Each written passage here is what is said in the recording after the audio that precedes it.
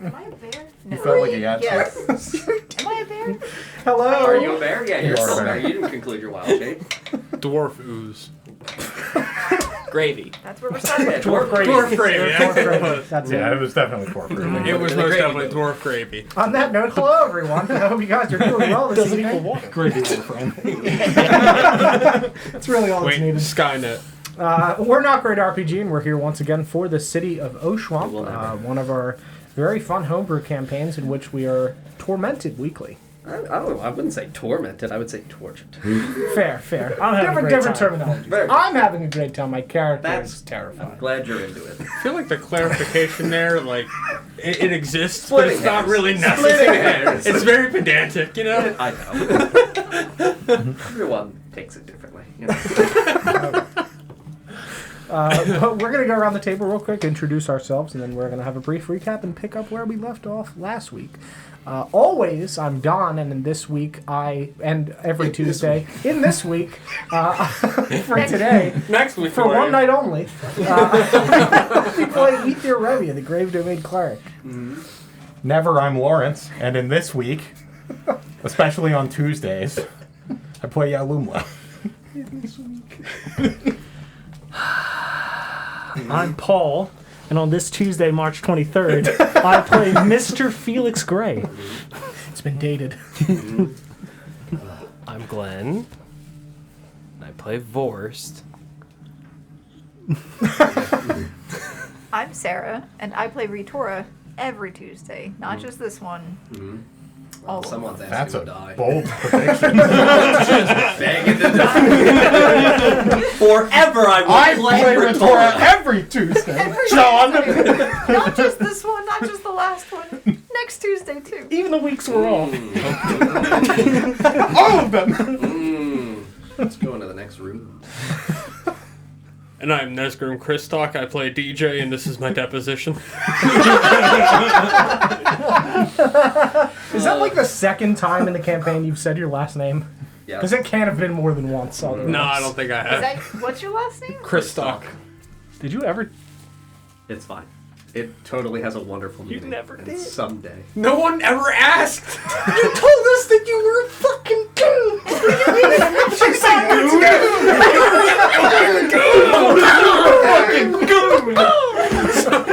No, I just meant. It was just the noise, not a word. Swing! I think the word you're looking for is Bossamar. Yeah, right? Somebody needs to clip that. Absolutely. God. It's fine. You'll find out eventually. Turn that into a ringtone. Yeah, worry, won't. Or he'll die, and it'll just be another one of the wonderful mysteries that gets yeeted into the secrets channel. I'm John. I DM this thing. Last week we were still inside of Felfarth, and we concluded our battle with the big ratipede friend known as the Behir. With all of our friends uniting together and utilizing the drift globe given to Yalamlo from the people inside of the City of Oshuamp as a reward for his reputation. Dispelling the magical darkness that the Behir created, Rhetora and Vorst continuing to climb amidst the lower portions of the leggies, going up onto the neck for the bear. Getting right into the throat and at the meat of the jugular area. Behir attempted to flee because of the psychic blast. DJ's already dying. It's a good sign. You got him with getting right into the throat. That was absolutely it. I love that you can identify. Oh my god. Just saw him go. Yep. Behir tried to flee because of the psychic blast from Felix that reduced my ability to attack. Tried to disengage, tried to flee, failed my climb check up the wall. Really sad. Would have been a great time body slamming back onto you guys onto the ground and crushing you under my weight instead. And then the opportunity attacks from our good boy and our good bear. Ripped apart the last bits of life from this fragmented creature, which then exploded in a horrific torrential storm from inside, cascading lightning and thunder out from inside of its body, spraying everyone that was within like the 10 to 15 feet with glorious blood. There were a few of us that were thankfully outside of that range. Recognizing that shit was pretty fucked, and that Balor is now in fact gone, and that the magical items that had previously been conveying light and the natural sources of light were out. We still utilized the drift globe.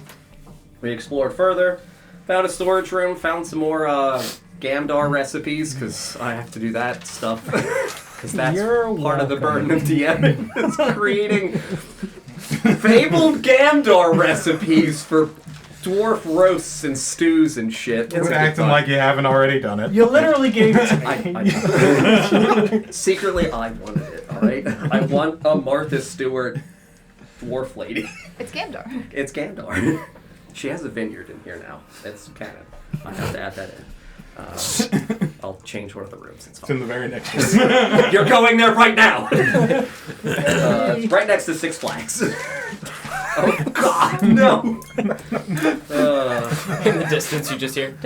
I really hesitate to see Nesgrim on a roller coaster. I feel like he just wouldn't look like he has fun. Probably not. He did the bald old. He probably dancing stone faced the whole thing. Just This is boring. So we're going to Six Flags over Felfar then, right? Yeah. Okay. That's the next floor. Very good.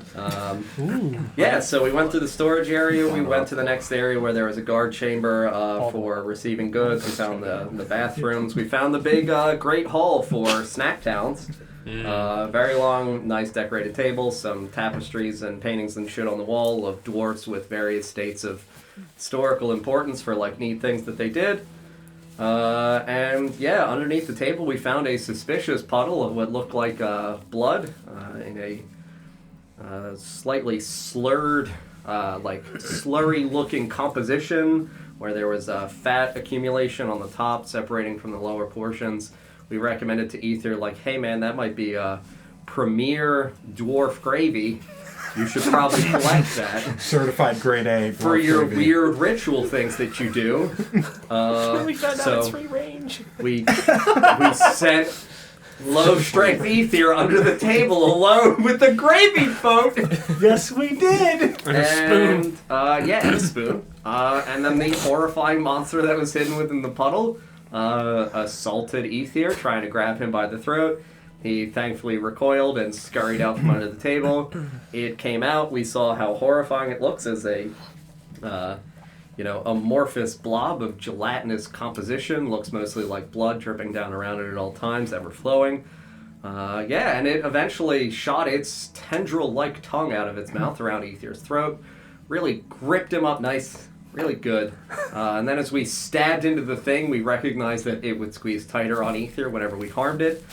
But Ethir fell, we got him back, and we hit it again.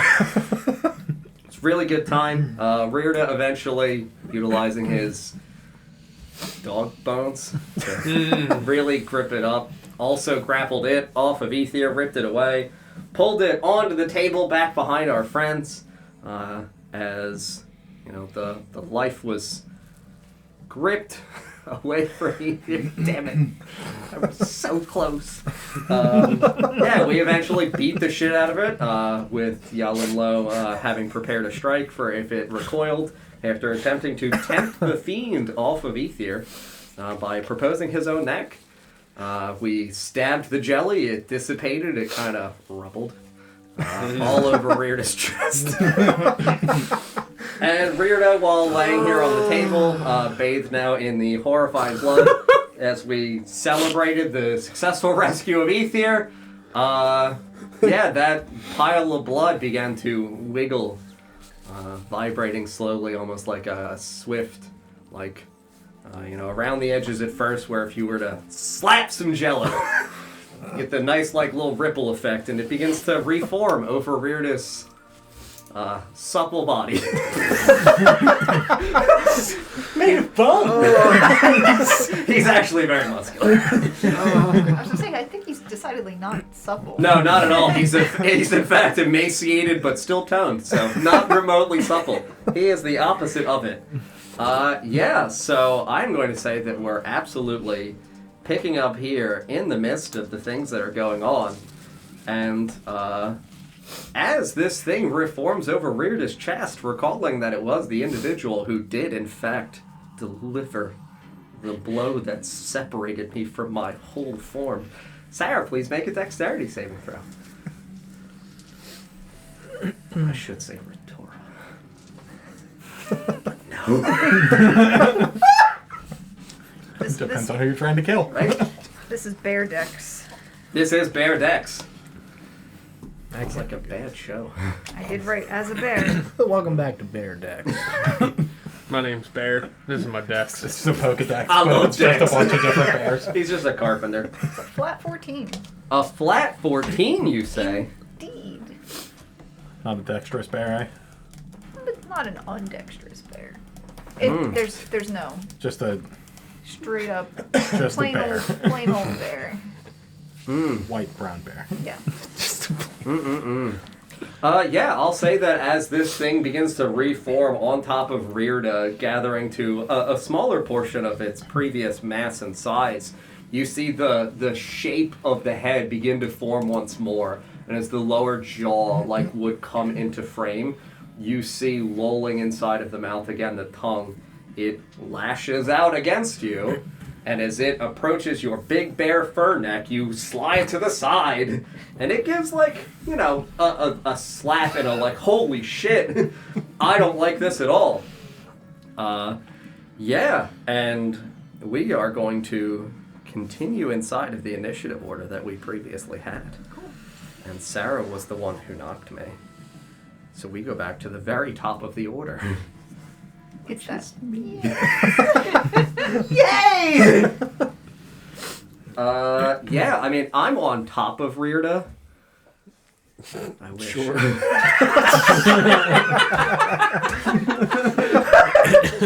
I mean, I'm occupying his space. Yeah, I'm absolutely... So you're cohabitating. Listen, it's a slow start. Yeah, I am 100% since I am attached to this man. I think you guys should slow things down. This is moving really quickly. Right? Yeah, I am 100% going to attempt to do that to my poor boy Rhirda, which this technically is not a trap or a spell effect, so he does not gain the danger sense advantage. Not me again? Not me again? No, not you again. I'm on Rhirda. I saw Jason Momoa earlier, and I'm just really in the zone, you know? What's the closest thing I got? Why do I in this feel like campaign? Jason Momoa would be perfect to play Rhirda? He would. I wish. Someday when this is not a film, just us hanging out, we'll bring him over. Fuck. Yeah, Rhirda has a solid 11. Not That's good. enough, It right? isn't. It sadly isn't. That's a 13. Yeah, so I mean, as this thing's tongue lashes out against you and you slide away, it very swiftly retracts back to its presence. The remainder of the head forms. It becomes very presently aware of the fact that it is occupying the space of another thing. Rhirda is the one who did, in fact, grapple it off of Ethir, who was its intended kill. And this thing just slithers back, because it is comprised mostly on the torso and over the stomach of Rhirda as he is still lying on his back on the table. Slides and kind of the face recedes into itself. And for those of you who would be on the side, you would see the face reform on where the back of the head previously was. Just and yeah, It's like hover. one of those, those illusions where it's receded. Yeah, whereas it... yeah, no. Real creepy. Yeah. I love it. Yeah, and it just, envelops Rhirda's face with its face. Doesn't use the tongue, just, distended jaw just latches onto his face with its face. Encompassing his face. Rhirda wasn't blessed, was he? I believe He might have been. He might have been. Because I think he was, because I was going to target him with bless, and I think he was Oh, already baby, blessed. he is! Come on, Rhirda! 4. Huh? No! Is it a 4? No. It's a 1. Yeah. Oh. Yeah, you watch us Let me try. no, dude, thank you for reminding me, because Yeah. genuinely I forgot. Yeah. Rhirda's face just kind of gets enveloped by this thing. The best comparison that I would say is like the scenes where Dementors just begin to like fully ethereally attach and just Like putting a stocking over your face. yeah, kinda, I guess. Sure. Criminal. Be careful about your house. Why do you think the cameras are here? It's not for the viewers. Yeah. So I can watch you. Yeah, so Rhirda is unable to breathe because he can't breathe in water. Which, ironically, now that I think about it, this would have been hysterical if I did it to you because of the cap of water breathing. It literally specifically says the creature is unable to breathe unless it can breathe water. Yep. Told you, water. Yeah. He'd just be sitting there, That get it off joke of me. actually would have been straight good here. Yeah, there goes my my opportunity. That is my turn. The next in the initiative order is Donnie Boy. Donnie boy. Come out and play. I'm not familiar with that spell. Get out of there. Cast run. Ooh.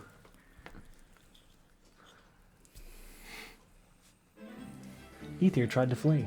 Mm-hmm. It was unsuccessful. Does this thing look as well formed as it was the first time? No. reformed? It is reformed and is a smaller thing. It is still dripping blood. It does not look like it was able to fully reform at its previous capacity. So it does not remotely look like it's in good shape. And you just hear Rhirda like let out the gasp of air that was his breath that he was holding as this thing has fully enveloped his face and is now sucking the life from him.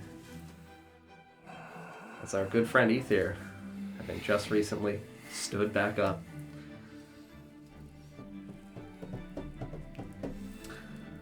I'm gonna Sacred Flame the ooze.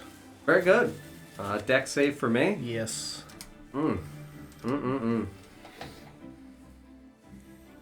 of damage type is that?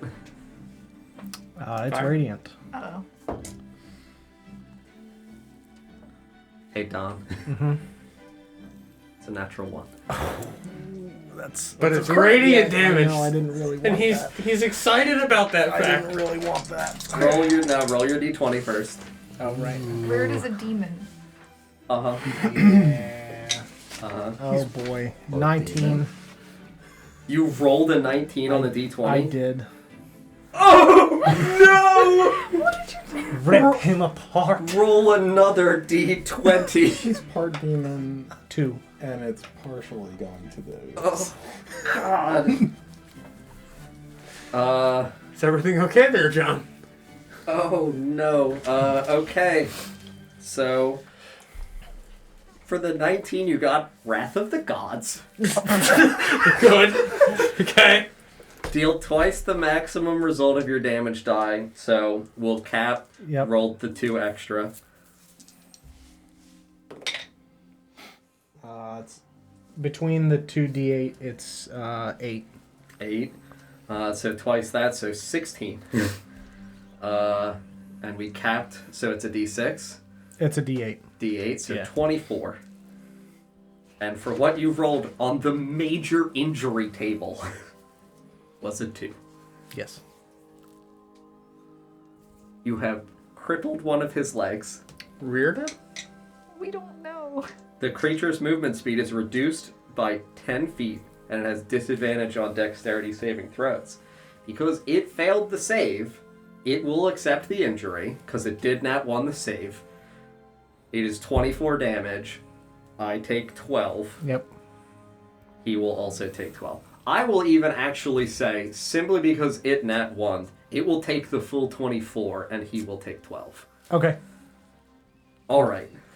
So, because it's radiant damage to Rhirda. Oh no. Rhirda also takes the full 24. So you watch as Ethir just looks over at this thing.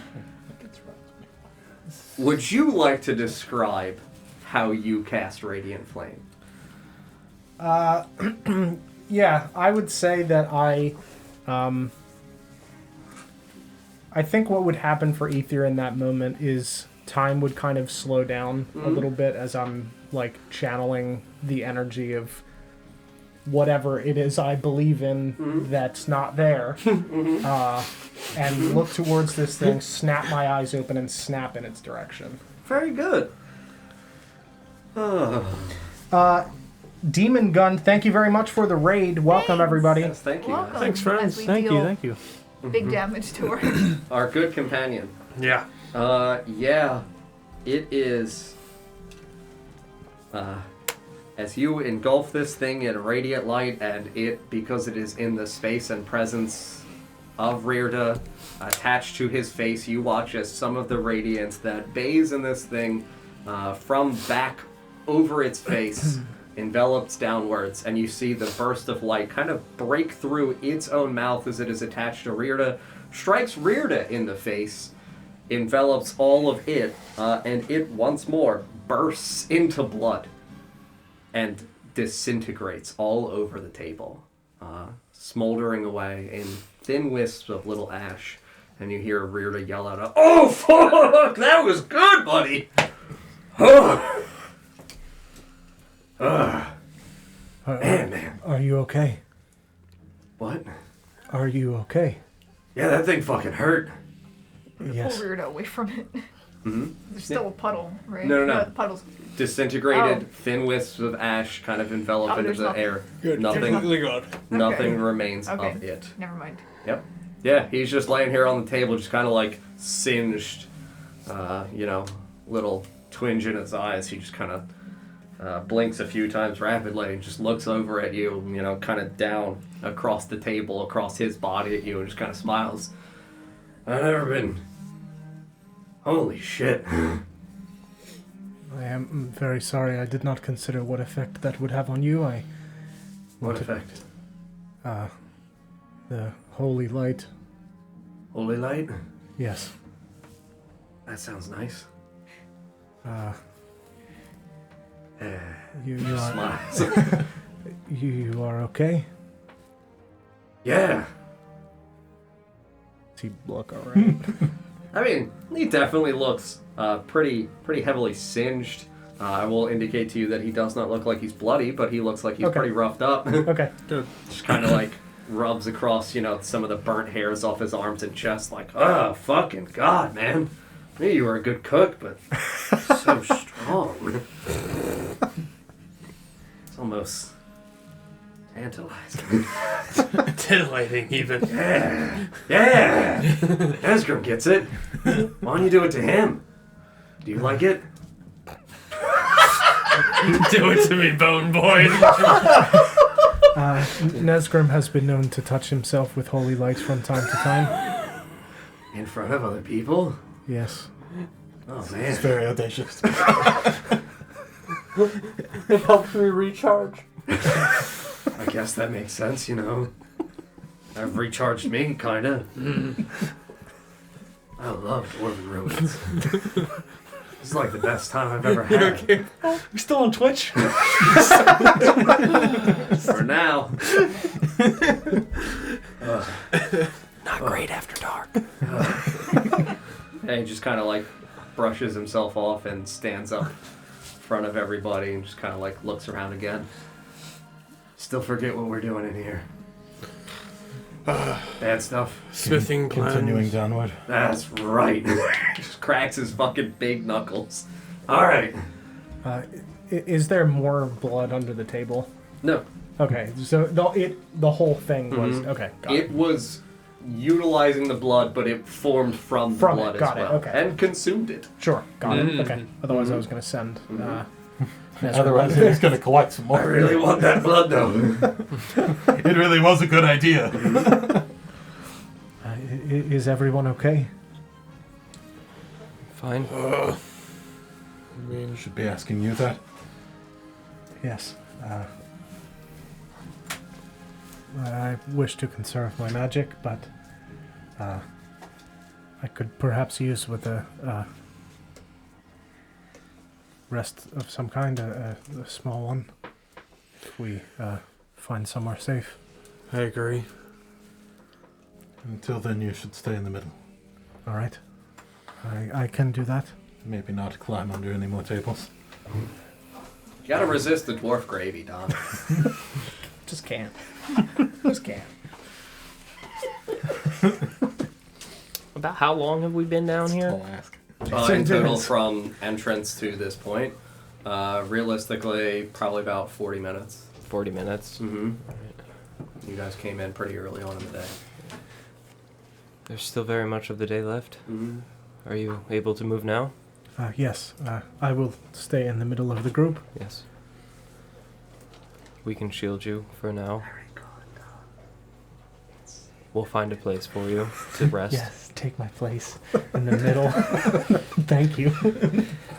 Guys can hug. We could roll you up Right in on like a his shoulders. tapestry and just carry you down the hallway. Just roll 'em up. He can ride on Yeah. your shoulders. He could take a nap while we're carrying him in the rolled up carpet. Felix. Sure. Perhaps as we walk, you could practice Dwarvish with me. Sure. Thank you. I appreciate it. Of course. Very good. Going to continue out from the Great Hall, The Gravy Hall. the Gravy Hall. Ooh, I really like that better. Yeah, we would be heading southwest because, as previously indicated, where it would have split, the pathway that would have been on the right side heading north is completely blocked off by mounds of rubble. So we would walk the remaining distance. What would be our walking order now that Don is fucking in the middle? I'd probably be towards the front. So we'll go Vorst, Then May. Yalimlo because of the bright light, I'd be at the very back. Torah, Yeah. then we'll go Ethir. We'll go. Do you want to be next to Ethir? I'll be behind, so in front of. Okay, so then we'll go Rhirda, and then we'll go Felix. Oh no! I would be next. Yeah, no, I would be next to him. Sorry. So you're good. I'll just swap them. So, Vorst, Yalimlo, Ritora, Ethir, Felix, Rhirda, Neskrim. Mm-hmm. Cool. Dead center. Yeah. Dead center. Take the shot. I will say that you guys begin to, make your way out of the Great Hall, passing on the one side of the table, stepping aside from the, broken chairs and other things of that nature. You guys were about halfway into the room, so it would be another 35 to 40 feet before we would hit the bend to the left for what would be the next hallway for us to continue downwards. Nothing else that we want to do inside of this Great Hall. I mean, you had described that there were paintings on the wall, right? Correct. Yeah, there were a couple of tapestries, and then there was a couple of oil paintings and stuff. Okay. None It of them. looks like dwarves amid celebration, so it looks like there are a lot of paintings of this room, of various iterations of parties. I see. Yeah, this is the party room. Is there any? Kind of like Chuck E. Cheese. Are there any images? Same horrendous thing. Are there any images of dwarves sitting on one side of the table? Maybe one's in the center. No, there's no dwarf Jesus. There's no Last Supper. Dwarf just. Dwarf Zeus. Okay, good. Is there a mechanical Bahir in the wall? Yeah, like chained up like a Charles, my tickets! With so many banjos. So many bands. Yeah. In these paintings, are there gems in any of the pictures? In the pictures. Yeah, in the paintings. So not embedded, meaning actually artistically portrayed. Yes. Or anything in the paintings that looks like it's missing now. Like if I'm looking at a perspective, if I can get a general vicinity of on the wall. Oh, in relation to Yes, the in drapes relation that to images the of this exist. room. Correct. Yes, there. Spot the difference type of deal. Yeah, I'll give you the investigation check. There are no dwarves in the room. Right? Don, it's just ghosts.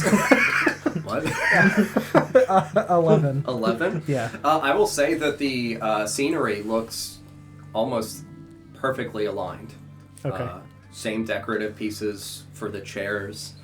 Same, artistic carvings in the backings of the chairs and the heights for the headrests behind. it looks mostly like, again, dwarves in various states of noble dress, many of them clearly intoxicated. You can see like a big fucking dwarf friar pouring from a cask of ale into like 4 people's mugs at one time because he's Jesus.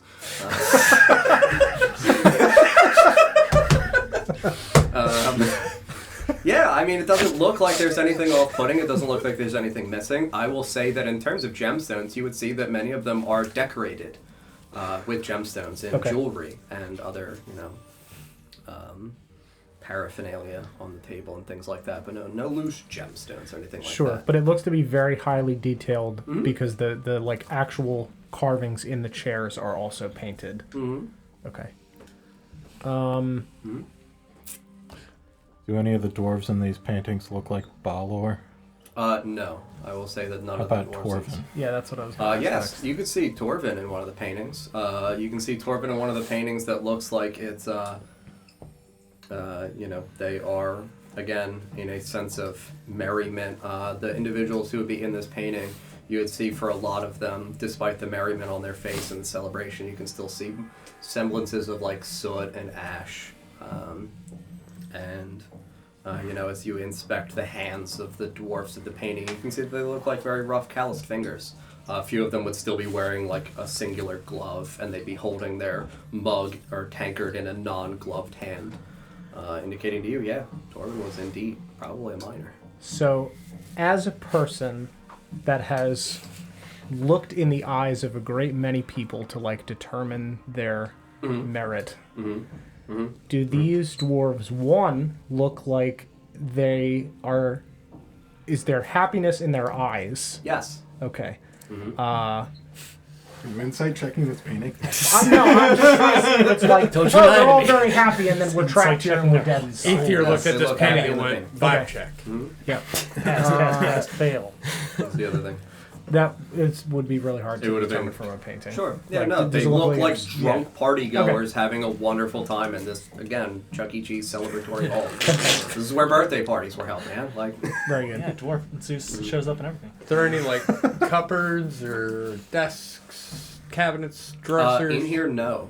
No armoires, no cupboards, no nothing of that sort. Like china cabinets? No, all the other things are on the opposite side of that big old pile of rubble where the kitchen is. Very good. I'm good. Taking our walking order towards the outside. Yep. Around the outside. Yeah, as we make our way towards the edge of the Great Hall. Don, what's your passive perception? While you're in the middle here. 22. Cool. As you guys get towards the fane, the beginning of the turn, as you're kind of like looking away from the paintings and you go to take your place inside of the walking order, you walk about 5-10 feet, and out of the corner of one of your eyes as you're turning, something catches your eye over on the table. I'm going to turn and look and tap whoever's in front of me. Hold on a second. Yeah. I You think it's tap me. Rhirda on the shoulder and say, hold on one second. I'm a bear, so. Yeah. You tap Rhirda and say, hold on one second. And as you turn around, you see Rhirda laying on the table with the thing attached to its face, still draining the life from it. I'm going to run over to the table. Tap Rhirda, you feel a tap on your shoulder. And Felix, you see Ethir separate from the line and begin running back toward the table. We're still in the room, right? You guys have only moved about like 10 to 15 feet towards the edge of the table, so he would not be very far. So if he's turning around and moving, he would only be getting about 5 to 10 feet behind you. So he's gonna brush past, run, and I'm just gonna look in the direction he's looking. Yeah. You see Rhirda convulsing on the table as this thing is still attached to its face. You see its pulsating neck kind of vibrating as you see bits of Rhirda's flesh rend from his face around the points where it's connected. You turn around and you see nothing. You see Ethir standing there looking at this table, very confused. I'm going to look back. We have to help him! And run towards the table, closer. Can I grab Ethir as a You can bear? move over and grab him. Yeah, Yeah, I'm absolutely. gonna try and stop him from running. Yeah. Yeah. I will ask you to make a dex save and make a strength check. We'll compare values. That's a natural one. There you go. Alright, I got a 18. So Yeah, no, I'm just gonna reach out and grab the back of his. Ethir, in a state of panic, like begins to move and stumbles, and you just grab him by the collar as you attempt to move over towards the table. We have to help Rhirda. It is killing him. I'm gonna look at Rhirda. I'm I'm gonna gonna motion point back to towards Rhirda. him. Yeah. Still in line. You look over where they're gesturing, and you see Rhirda standing there, and he just kind of looks at you. What? I'm gonna look back at the table. You don't say anything. You just see the table. Are you okay, Ethir? Yes. You hear a loud rumbling of thunder in the back of your mind. Still in your head. Yes. Double check what you see before you go running. And Rhirda just looks at you and smiles. You just see Rhirda just looking confused and just a little bit of a grin. What's wrong, man? Don't you know me? Do I? Does it look like the same in his eyes, John? As he looks at you, you see, as he turns and smiles, you see almost like the ethereal, illusory face of Balor kind of pressing out from outside of his face, connected to his. Just looking at you. Don't you know me, man?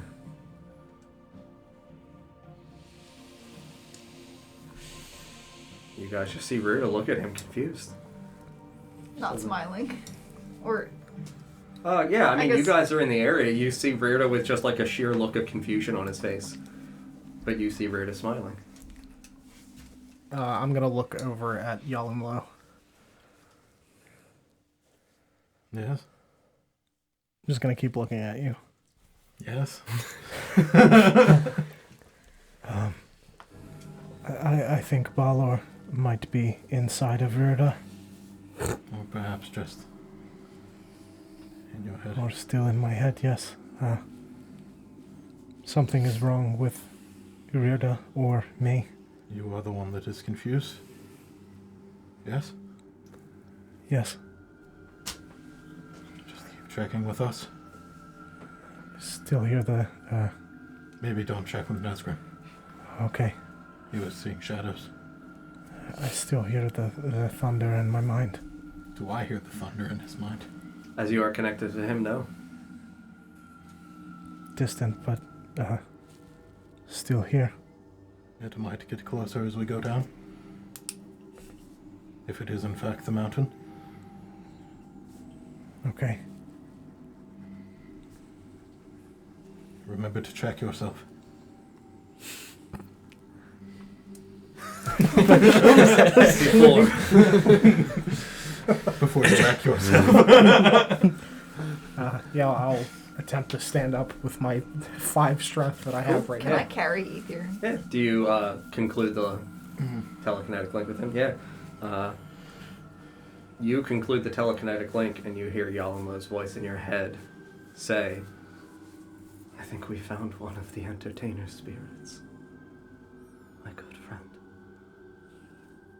As the voice trails off, you can discern that it trails into the voice of Balor, but it initially sounds in your mind like your friend Yalumlo speaking. I'm just gonna kind of like sit there and just grab my head. You're able to carry him. I'm gonna carry Ethir. Yeah. And you bear pick up Ethir. Where are you? I was just gonna like put him on my back. Okay. And like Piggyback? walk like a bear. Mm-hmm. Yeah. 4 Yeah. legs. Just Oh, sure. Yeah. Yeah, absolutely. not gonna just, fireman carry Ethir. Throw him over your shoulder and Yep. walk down the hallway. Yeah. I will say that, obviously, Ethir, if you would be fine with that, you can be given a ride by Rhirda while she is in her bear form. Yep. I'm accurately frazzled and Yeah. really unable to process anything. So as I guess we get moving and he's grabbing his head, I'm gonna speak into his mind. Mm-hmm. Ethir, clear your head. We have Dwarvish. Right? Yes, I'm trying. I'm saying this out loud because I can't. You're respond. gonna repeat after me out loud, and I'll start going okay. through the Dwarvish alphabet Sure. slowly. Yeah. Are you doing that out loud, or is he I just am- speaking Dwarvish? He's going to make me sound letters out loud. Yeah. Oh my God! Kill him! He's going to sing his ABCs out loud. I'm not speaking. He's been possessed by Seed Street.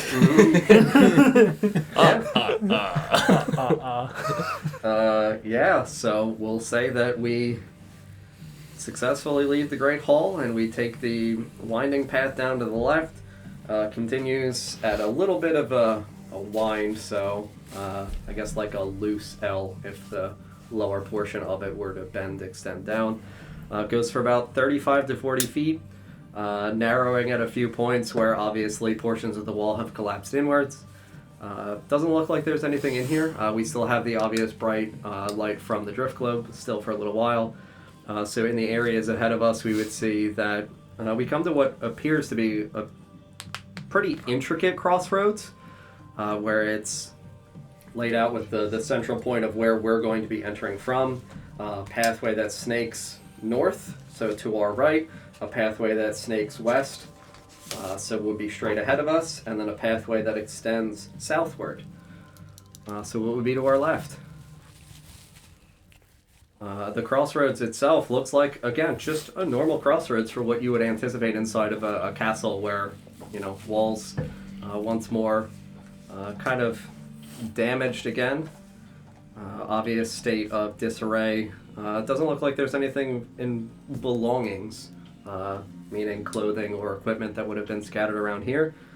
But we stand amidst this crossroad. For what we can see to the south, I will say that with 60 bright, 60 dim, you're able to see what would have been a large archway with a framing for a door. The door currently is, the two-sided doors are currently opened, and for what Vorst and Yalimlo are able to see inside, it looks as though there are a pair of long rectangular tables, and on the tops of each of those tables are sets of what looks like cards, a chessboard, and there are various chairs, and it looks like there are probably piles of coins on each of these tables. So this is like a room that then has the branching out hallways? Correct. Yep. And that door leads into the room? Yes. Okay. Yeah, the door to the south leads into that room.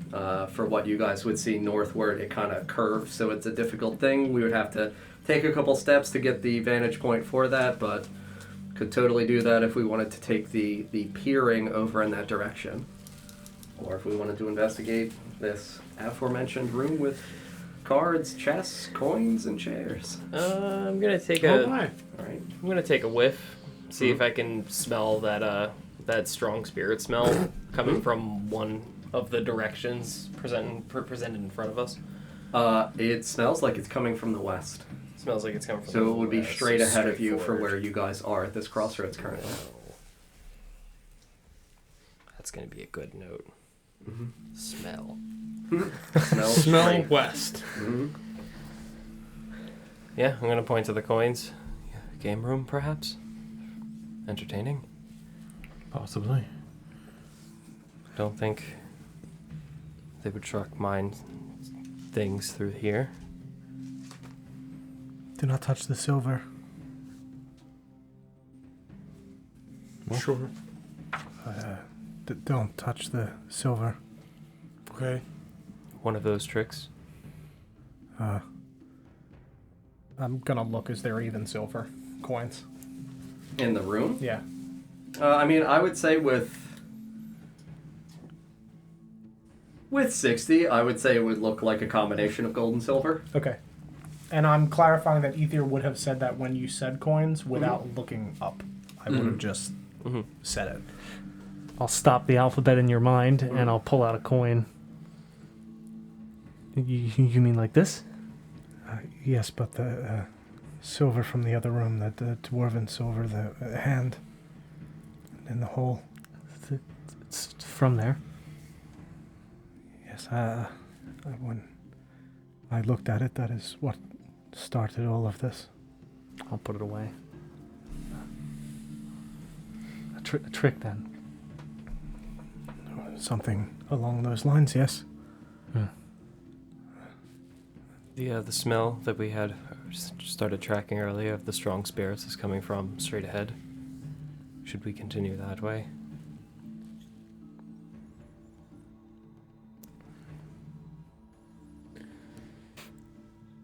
I'm not certain. Okay. Of the 3 directions from where we are,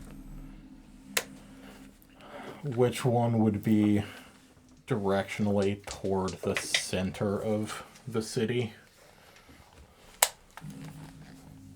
Hard to say because you don't know the extent of how far westward you would be going. You know what I mean? Sure.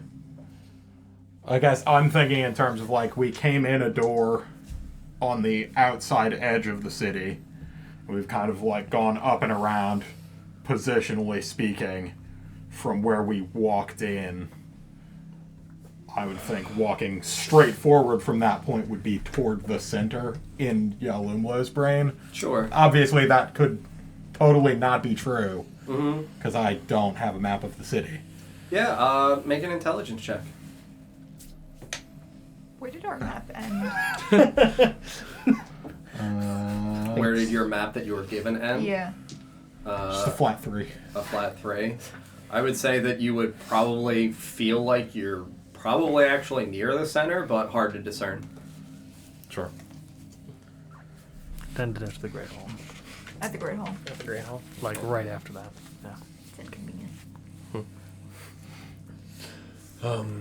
Does any path seem to go down more than any other?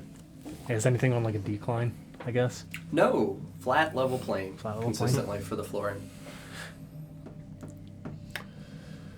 Well, I guess if we have a lead with the smell of spirit, it may be best thing to follow. But perhaps we should check the game room? If you would like, we can, yes. Don't plan on staying in the slums forever. True. There may... That is a risk that you are willing to take, then yes. I can come with you. Do you have light on your shield? Now I do. Roll your burnout die. Cantrip. It doesn't Roll matter. your burnout Roll die. Belfar then. It's an 8 right now. Why do you remember the 8? Oh, because he burned out. Because he burned out last time. Mm-hmm. 6. You're fine. Very good. If you wish to look inside, we shall stay here. Sure. Watch out. Would anybody else like to come? Alright, Felix, let's go. I'll let you lead the way. Yep, I'm If I'm sword and shield out. If I'm carrying Ethir, can he take a short rest while being carried, depending on how? I would say that he'd be capable of doing it if we traverse for an hour without anything impeding his rest. Yes. So About how far away is this door that we're letting them walk off to by themselves? like 25 feet. Okay. Perfect. I'm still doing the alphabet in Ether's mind. Yeah. Okay. So it's Vorst and Nesgrim are making their way towards this. Felix and Nesgrim. Felix and Nesgrim. We're just going to stand outside of the room. Cool. Okay. You have light on your shield now. Correct? Yep. Cool. Yeah. As you guys reach this threshold, you can see inside the room itself is illuminated now. You can see that the room obviously was once bigger. The majority of as you're looking into it, what would be the back left wall is southeast.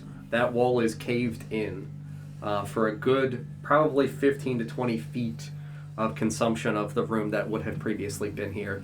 You can see large spoked areas of the wood structure that was utilized in the support frames in the corners.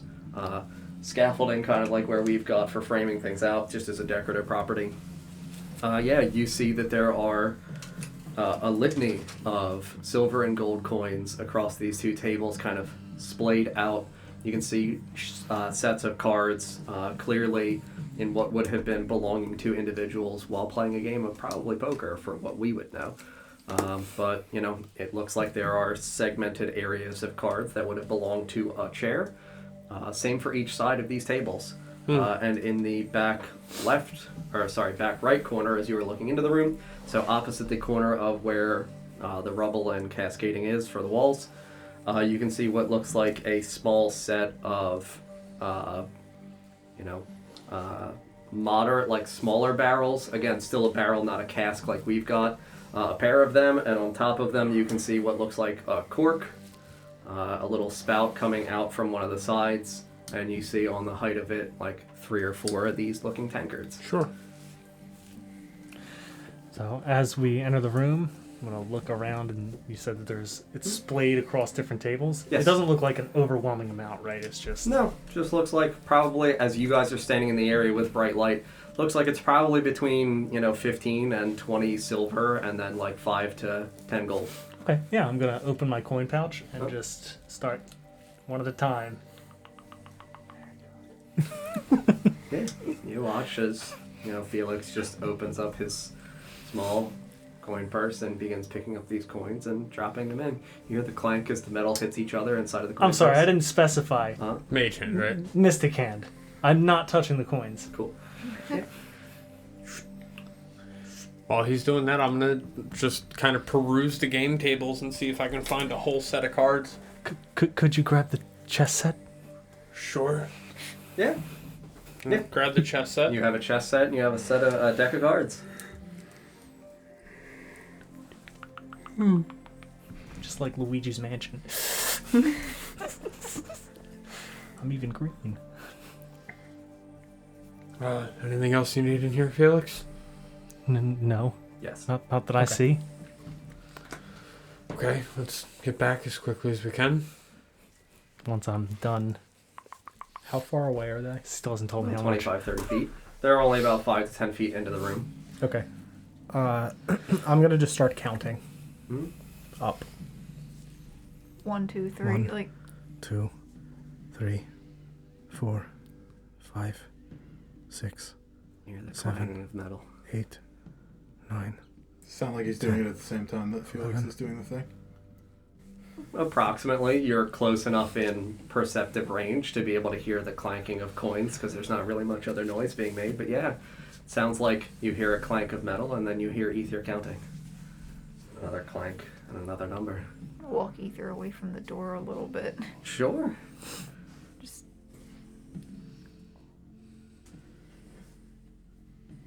You okay there, friend? 14. 15. Yes. 16.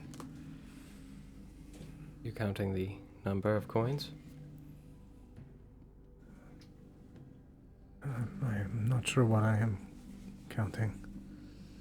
Just the desire to count. Sure. Thank you, Rhirda, for carrying me. I know you're a bear. Just saying it anyway. I'm that bear. Yeah, you collect the chess set, you collect the deck of cards. You collect the, we'll go with 18 silver, and we'll go with 8 gold. And then I think as soon as we were done collecting those, we're going to quickly make our way back to friends. Yeah, you guys walked 30 feet back. You know, you weren't that far. Standing here in the crossroads to the west, you still have the odor of what is associated with the heavy, astringent kind of like rubbing alcohol odor to the west. I will ask you also, since you're standing here in the area not really doing anything, to make another perception check. Still, it's a smell, so with advantage. Just because there are other things that I can say that theoretically you probably are going to be able to get some kind of odor of. So it's an 18. 18? I got a Yeah. 16 on both. I will say that from the pathway that extends north, you get the odor of rotting meat. And from the pathway to the west, mixed in with the astringency of rubbing alcohol, you would smell fur and hay and stagnant water.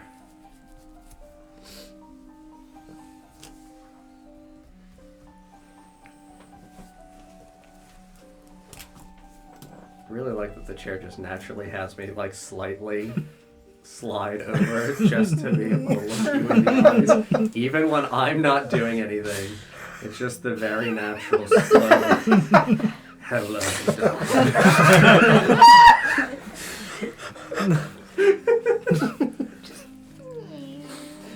Did you say something? Smells as though something is rotting in that room over there. Perhaps where they were keeping the foods. The kitchen would have been somewhere in this area from the other room. If it's more storage, then the other way is more likely to lead down. Yes. It also smells very wet and stagnant down there. So, maybe lower. Shall we? Yes. If you are all ready. Yeah, let's go. Into Ethir's mind. And pick up where we left off. Sure. Yeah. He's continuing to go over the alphabet with you for Dwarvish, for relation for sound enunciation for what individual runes would associate with. So we'll say that you guys are doing that. You said that you wanted to go to the west. Yep, go into that fur, hay, and stagnant water astringent smell. Cool. Yeah. So I will say that the passageway to the west extends about 15 to 20 feet and then takes a hard left about 10 to 15 feet further down. It would make a hard right. If you would like to just continue along these hallways, because again, hallways. You guys have bright light, there's nothing hiding. Floors and walls and ceilings are staying about the approximate same size and shape. Yeah, moving through cautiously, just looking for any sort of tracks or anything that might be dropped. I will tell you also, one of the things that is prominent is that in these areas there are not spider webs at all. Once we hit the crossroad, the presence of spider webs would have drastically no longer been in existence. When we make our right-hand turn, hallway goes about 5-10 feet before it opens up into a wide berth for a room. For what you guys are able to see at the angle you are, even if you take the 5 or so feet to step in to give yourself a good area of vision, you would see immediately to your left for what opens up into another large rectangular room. Wide entryway, about 10 to 15 feet, not a door, just an archway. Ceilings, as you look inward, obviously ascend up a fair amount. Instead of being about 15 feet in height, they look like they go upwards, forming kind of like a dome, about 25 to 30 feet in height. Still staying of the same like marble construction. As you look inwards, you can see that on the left-hand side for where your flooring is, for still like the cobblestone, you see that it does decline ever so slightly about 15 feet into the room. It looks like there is a dip in the ground.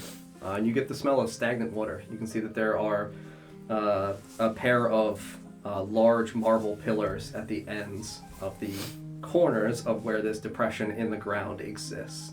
And you can see that in the corner, adjacent to one of the pillars, it looks like there is a spoke and wheel. I'm gonna go ahead and point out the divot in the water. Does it look like the water would continue out, or is it just like a puddle?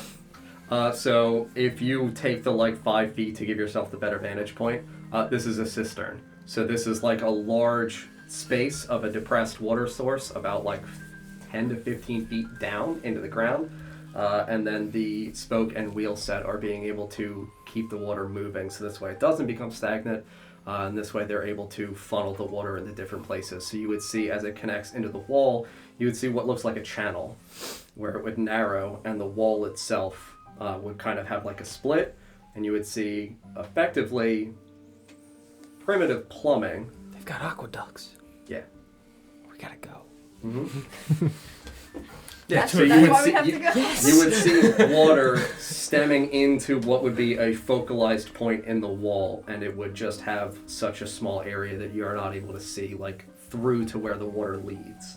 There is currently water in this room? There is water in the depression that is the cistern for being able to provide water out to different areas. So you said it's stagnant. Does it look like it looks? Yes. it looks like it has not moved in a very long time. Ugh. Yes. I'm not going to say that there are bugs because, again, like as a breeding ground, there's not things that they would be able to feed off of outside of just gathering here for, laying of eggs. But there is just a pool of filthy, stagnant water, and it gives off a little bit of a putrid odor to it. Does there appear to be any sort of like tracks or anything around? Since like we knew it was whatever came through here was dragging a full cask through the hallway. Does there appear to be any sort of like drag marks or anything on the floor through here? Yeah, I will say that it looks like they go right to the edge of the cistern. Oh.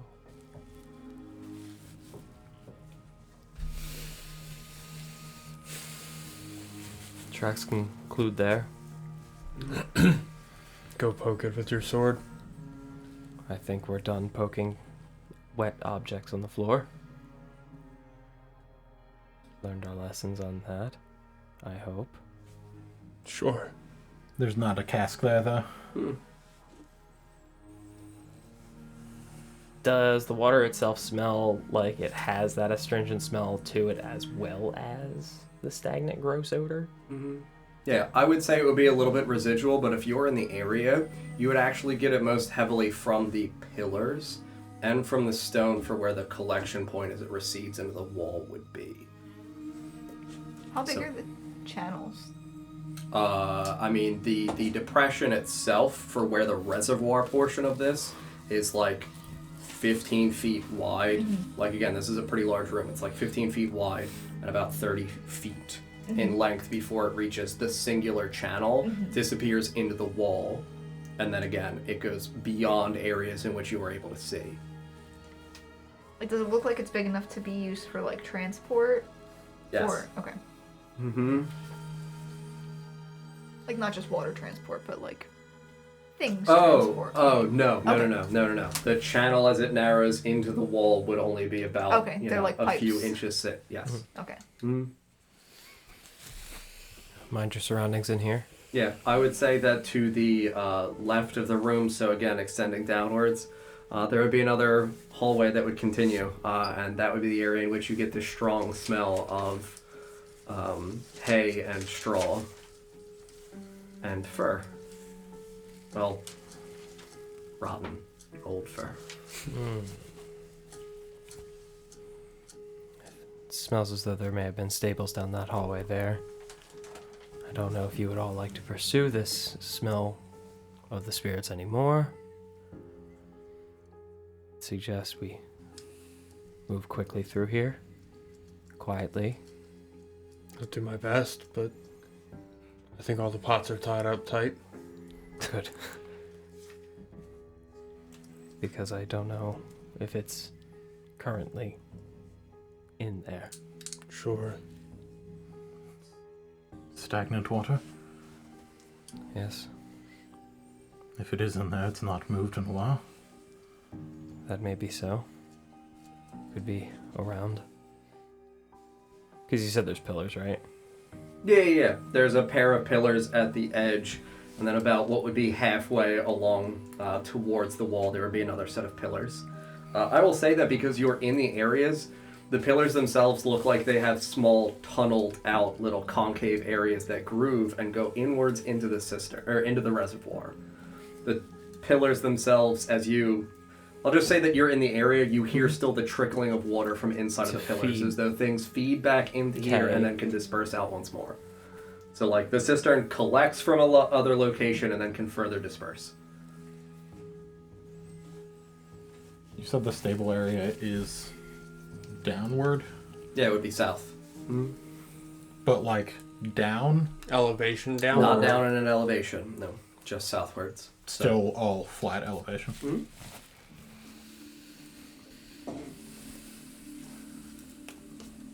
Well, if we shall. And I'm gonna begin moving through. Sword still drawn, but like staying close to the light. Sure.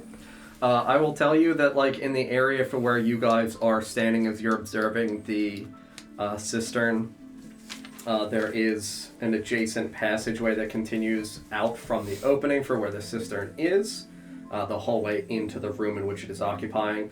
That hallway continues, and it looks like there is another bend that goes upwards.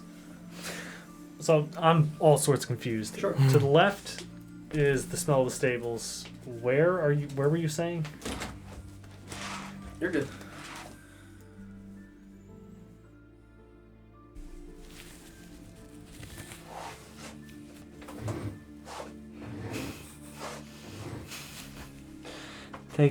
Be as slow as possible.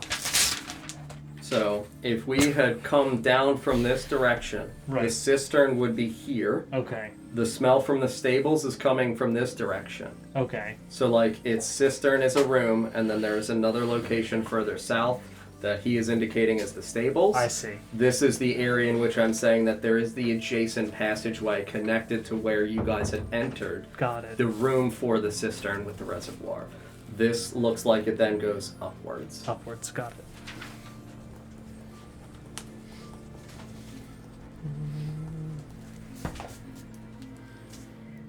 So I do not know if you wanted to go south towards the stables or if you wanted to go to that right towards the area in which it makes another turn. Is there any sort of disturbance in the dust or anything on the floor there? In either direction, I would adjacent. say the only inclination would be for the south. There would look like there are large tracts of areas in which the dust was not necessarily like disturbed, but in a more minor accumulation. So less. What do you think? Have you indicated that there's a stable toward the south? Yeah, that stable smell is coming from there, yeah. It is possible if there was a stable that there is perhaps more maps like what we found earlier. Perhaps. Would be a good assumption. Only one way to find out, really. I think even if it's a dead end, we can head back. There's no way to know if it's a dead end either way. Exactly. Right. Yeah.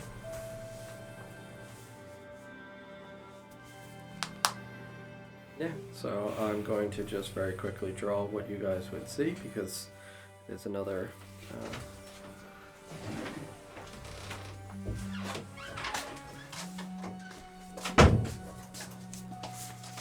If you guys are here, for when you walk down, you can see that it opens up far to the singular side, has areas in here in which the wall is concave and broken inwards, so the room was once much larger.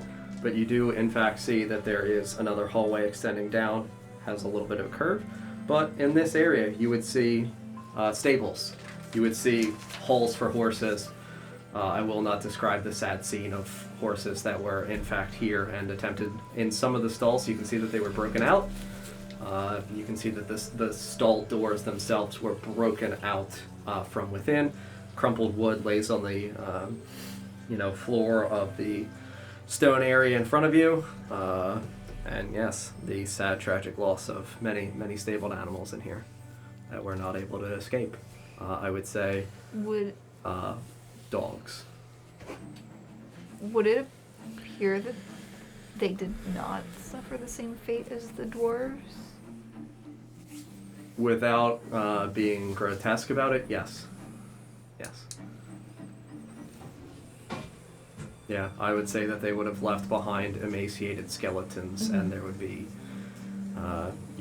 claw marks on the inside and other obviously tragic things. Mm-hmm. Yeah. Like remains. Yes. Yeah. It's a person that loves animals. Yeah. I am sad. Just as opposed to we haven't found any, hardly any dwarf remains. Correct. Yes, there would be actual desiccated remains, signs of struggle from within the stalls as animals attempted to escape. You would even see, small, obvious little metallic cages with hinged doors on the front, and you would see skeletal remains inside as well. And then there is a hallway that continues further south and looks like it bends slightly as it continues. It's a very tragic sight as this is. Could say that we're on the right direction. If they were using animals to move any of their merchandise, this would be a good way to go. Yes. I will tell you from the hallway further south, that is where you are getting the very prominent smell of hay, straw, and hay and straw would be the two primary compositions. You do not also feel like a draft or anything like that. No difference in air pressure. Okay. We'll continue on. Yeah, you guys take the following small little bend down. It concludes in a circular room. You see bundles and bushels of hay, straw, and obvious bags in which there were sacks of barley and grain, now looking very rotted, old, and decayed. So all that would be remaining would be the very little pounds and, accumulations of things that have been destroyed. But the room concludes in a dead end. The area in which they used for storage for keeping things for the kennel. So we have plenty of bags of barley that are rotted and bags of hay. Mm-hmm. Is that thunder? Motorcycle, perhaps. Just storage then. Yes, but a dead end. If there ever was a place that you would look to, put your feet up for a moment and get your bearings at least for your maps and such, I would suggest this be the place to do it. We do not have very much time. I wish not to stay here for much longer. If you would like to take a rest, I can stand watch. I do not think it best to remain cornered. It is fair. Well, at least we know nothing can come up from behind us. I'm gonna look up. Yeah. What does the ceiling look like? What is the condition? In here in the storage room, it still looks pretty fair. It doesn't look like there was much damage naturally. It would be in a slight state of, modest and very minor slow erosion and damage. There would be areas in which there would be like slight depressions from pressure above. Yeah. Nothing that looks like there was any signs of a struggle or anything bad that occurred in here. And you said that the webs had stopped back at a previous crossroads. We didn't see any on our way. Correct. At the crossroads right at the precipice for the game room. Right. So Okay. on the other side of the old gravy hole. Yeah. Yes, the decision is up to you. I'm merely just offering, because I know that a few people have asked so far. I think if we were to take a rest anywhere, this is probably the best place. I suppose so. All right. I'll take a rest with you as well. Okay. Yes. I have a book to go through. Sure. Yeah. We democratically want to take a short rest. That is entirely a thing that it's up to people to want to do. I'll post up by the entranceway there. Sure. Take a seat and Sure. Yeah. Is this in the storage? Yes, this is in the storage room with the hay and other things. I'll also guard the entrance. Sure. So then I'm assuming that it would be you two sitting back far into the storage room. Yep. Sure. Felix. I would light off my shield, by the way. Sure. What do you want to do about light source for you? Another torch? I'll sit with him. Sure, yeah, for the remaining portion of the drift globe, which you'll have about 40-ish minutes. So I would say at some point during the course of the downtime activities here with the short rest, your wild shape is still going to continue for about another 30 minutes because you got 2 hours. We did another 15 to 20 minutes worth of exploring. Short rests are absolutely applicable. And in the areas, Paul, for you for reading of the book. I forgot it was written by Dorgrim. Oh, you can't forget it was written by Dorgrim. Damn it, it means it's all wrong.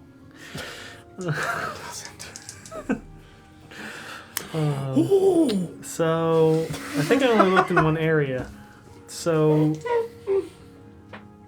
I don't remember if I looked in there. Nice. It's 20 health. So I only looked at an 8. So, I will go to Unifying Principle for All Magic. Chapter 3.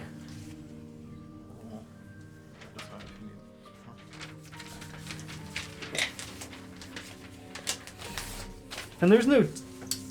the title is The Heart of Felfarthen. Okay. Correct.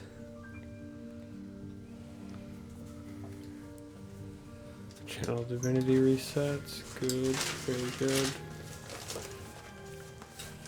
Yeah.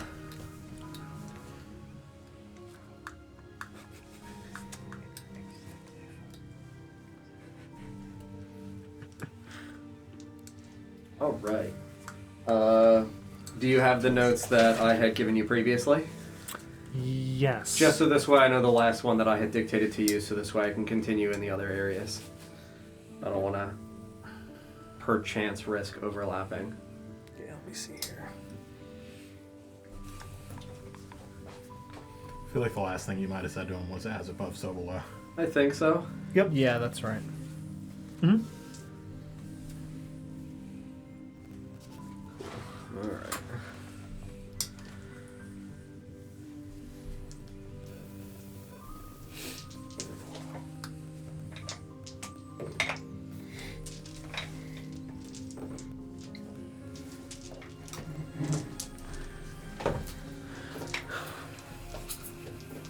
And as I don't think I ever actually asked. As I'm looking through this, this is all. Well, I guess the first 2 chapters wouldn't be, but the part 3 and 4 are foreign. To you? Yes. In terms of how you have studied? Yes. Yes, 3 and 4 would absolutely be foreign to you. Okay. 1 and 2 would be... I'd be more familiar with. Yes, definitely familiar. Even some of the concepts for what they've equated with innate, you would equate with, like, sorcerers as a field of study. Right. Cool.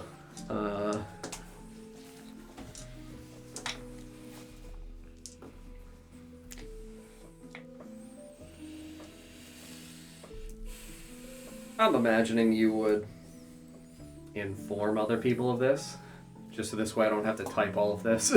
I feel like it's going to be a lot easier for me if I say it aloud. Oh, you're sending it to me. Yeah, no, I'll send it to you afterwards, just so this way we can keep track of the things that we have understood. And we're Yeah, going I would read it aloud. Sure. In And common. chapter 3. Is Felix the type to excitedly prattle on about? Yeah, with my great stutter. Yep. As above. So, Oh my god, that makes it worse! Yeah, so I will say for you as the individual who is reading this, Make a wisdom save. No. Don't joke about things, Vorst. Not this time. Don't give God ideas. Cool.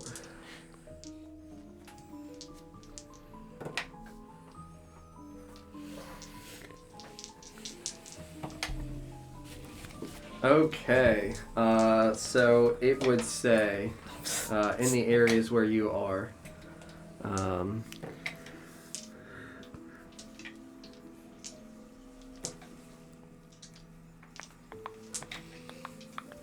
the magnum opus for the creations within alchemy and the utilizations of magic as an art to attempt to produce this in entirety or in fragmented smaller pieces are comprised of 4 basic elements: fire, earth, air, and water.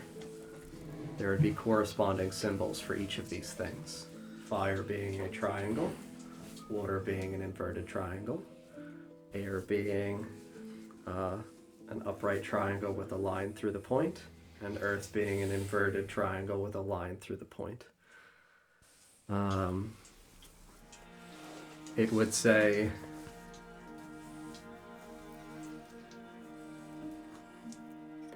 good? Okay.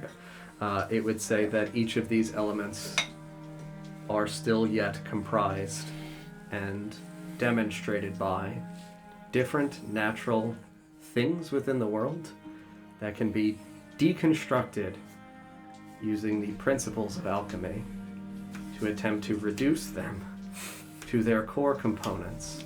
Reduce. That are able to then be used appropriately as reagents within magic. Oil, alcohol, and salt.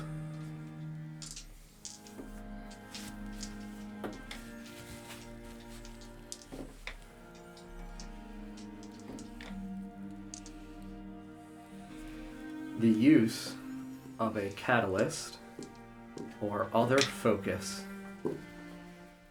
to compensate for materials to be used is still not understood, but it must in some way bear or manifest a soul with a capital S to appropriately pay in place of a material component. Hello, DJ. I'm sorry, can you repeat that? If a focus or other thing is attempted to be used, it must have a soul with a capital S to be able to function in replacement of payment for material components that would be consumed. So the soul makes up for the missing ingredient. Mm-hmm. This is some Full Metal Alchemist That's stuff just we got going on here. Coca.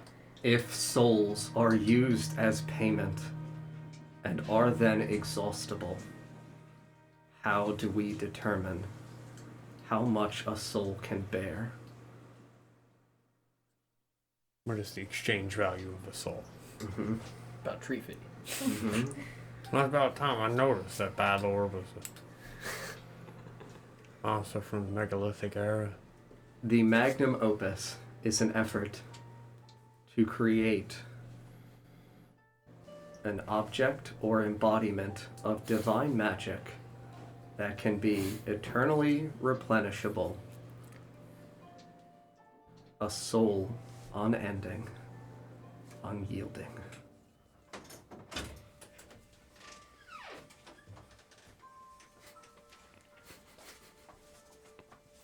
The elements used in magic that occur naturally and exist.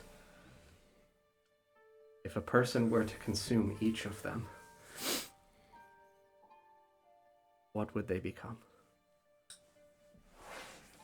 Would they be able to no longer pay the price of magic? Would their soul be nurtured?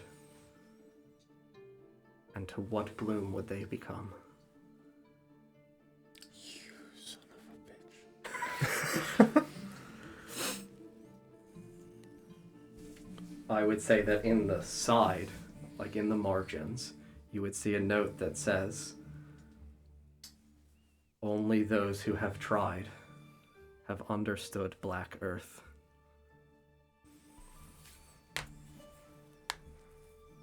And then components, elements, and a soul. A unifying trinity must exist within these components.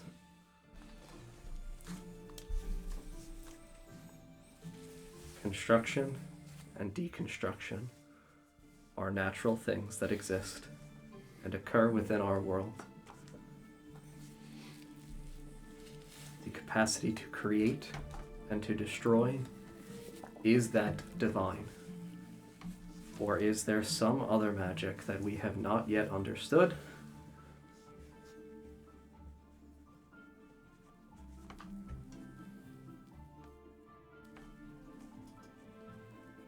And I would say that the last thing that you would gather from this time while you are reading are the distillation of gems has yielded a most interesting catalyst or reagent that we are now attempting to experiment with. And I wonder, can gems truly hold a soul? Once more with a capital S.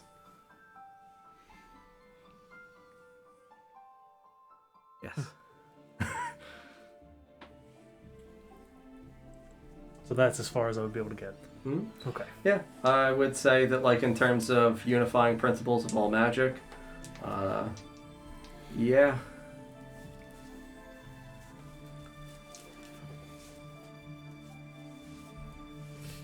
Ooh, there would be one other thing.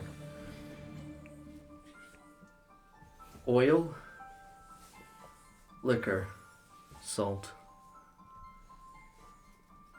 things that do not decay or decompose, resilient, strong, the things that most appropriately exist as the closest thing to immortal. If I am of these three things, how do I manipulate them within me to achieve the immortal nature that already exists as my right? Right, R-I-G-H-T. Correct.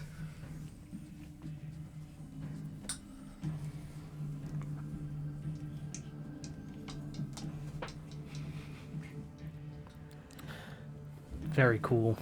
Very good. Very legal, very cool.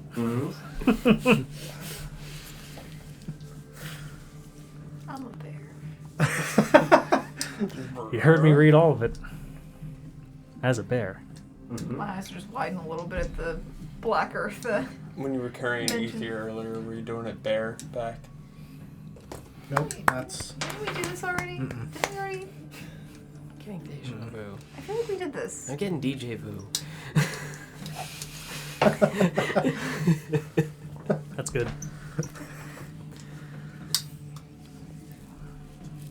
Yeah, as we took our rest, you would have just watched me just sit and stare down at my hands for an hour. Did Rhirda rest as well? I mean, while he was taking his rest, I would have looked over and, you okay, Ethir? Possibly. Seeing things that no one else seems to be seeing. Oh. It's magic. It's hit die, it's fine. Yeah, hit dice for Rhirda. Seeing and hearing, yes. Can I short rest in wild shape?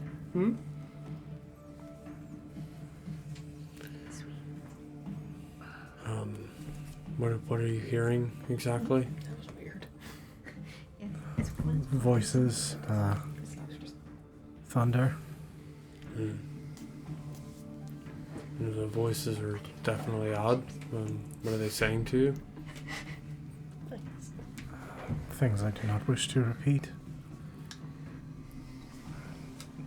Tricks, taunting. Things about the silver. Something asking me to bring it silver. Probably shouldn't do that. Yes, that is why I did not wish to touch the silver. It's a good point. Should probably avoid that, yes. I doubt we'll come across much more silver, but I guess it's a good thing you didn't go into the game room with Felix and I. We are in a mine. I imagine there will be much more silver. Just don't touch it. Do not wish to. It's good. If you feel that changing, you should tell someone. If I can. Especially if you start to feel an intense longing for the silver. You must not give in to the shiny.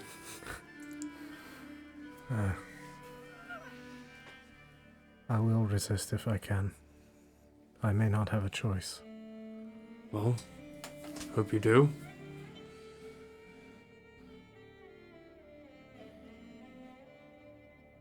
Yes.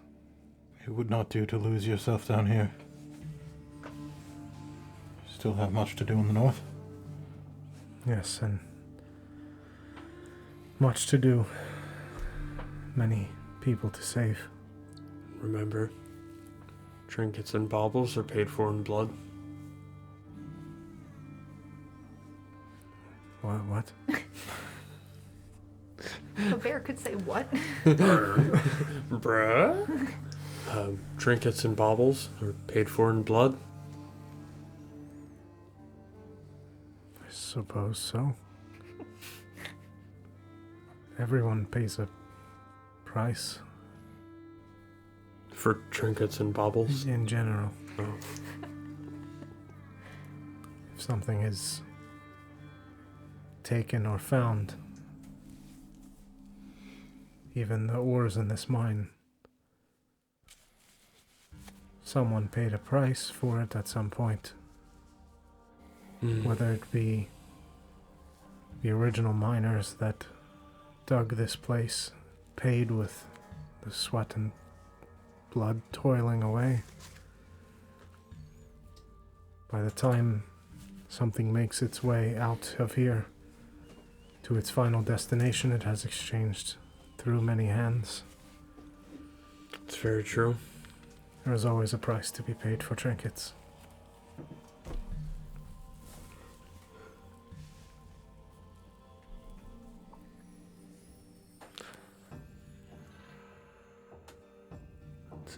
Speaking of gold and silver, Mm-hmm. I'll take out 4 gold and give you 4 gold. Uh-huh. Thank you. From the game room. Thank you. I'll go ahead and add 4 gold to my inventory. I'm rich, biatch! He just takes off running down the hallway. Bye! Buy dinner.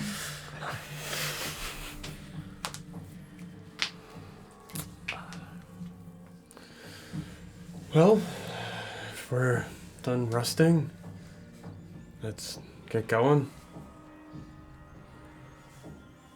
If you guys are done resting, we can get going. So I will light a torch. Sure. A tinderbox.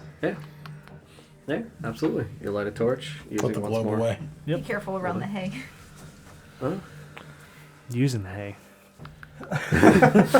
Burn it all down. Felix started the fire. See, I'm actually a pyromaniac. Yeah.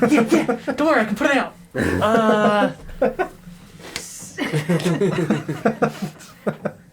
Water can also Wringing your fire. hand. Yes, exactly. Ooh.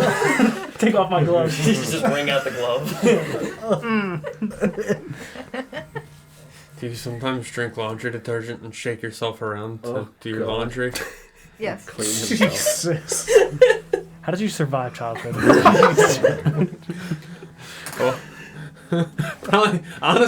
Probably sheer luck more than anything else. Very carefully. No. There was no care involved. I broke many That bones. applies to both you and Nesgrim. Yeah, I got hurt many times. I've been hurt, Don. Sorry. Yeah, All good. Yeah, if Getting up. everybody's completed what they wanted to do, I would pack up and Sure.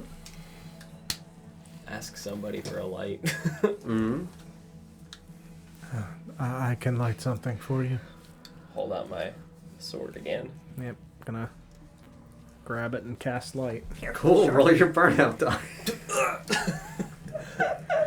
Don, please. 4. We're good. Totally fine. Uh-huh. Completely fine. Yep. Yeah. No. You illuminate the end of Force Torch with light. Oh, my sword. Sword. Sure. Yeah. Yeah. Absolutely. I'm assuming it doesn't glow the same way it used to. Nope. Ain't what she used to be. Nope. No, forgive me. As the hour concludes for the short rest, the Moon Touch sword would begin to once more illuminate. Oh, fantastic. Yeah. Yeah. No, I'm just going to use my sword again. Sure, yeah. As the Moon Touch sword begins to illuminate, you see the head of Balor. Oh, God! I don't think he ever left! As it just kind of like, the shimmering, reverberating, pale white light of the Moon Touch sword kind of reforms once more, kind of initially vibrating, resonating out, and then envelops the blade. You see just kind of drawn to it like a moth to flame, just the head of Balor, just grinning and staring at it. Does he still have more of his shoulders? Yes. Yeah. Slightly more out from collar and clavicle and whatnot. Do you see him? Yes. Yeah, he's there. Okay. Hello again, friends. Again, you never left, didn't you? Oh no, I would never leave. I'm here to guide you through Felfathic. Where should we go next? I'm not gonna look at it. I don't know why you chose to make your way to the stables. Just needed to rest for a moment. It's better to catch your breath and get your strength back. We needed some stability. Yes. I'll leave. It's okay.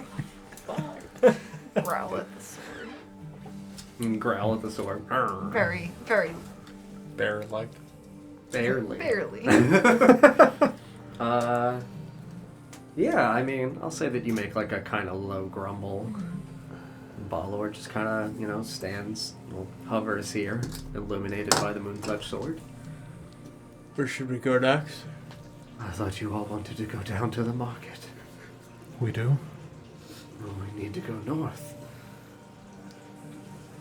We should continue on then. Yes, of course. I hope that there are many of the things that you are looking for inside the market. Gems, yes. Silver bark. Primarily, yes. There are some stalls for armors and weapons made by the wonderful forgers here in Felfarthen. That may also be very helpful. Yes, I would hope. Beautiful males. And females. Got him. Yes. Oh, like plate I nails? could No. I think sometimes you hear what you want to hear.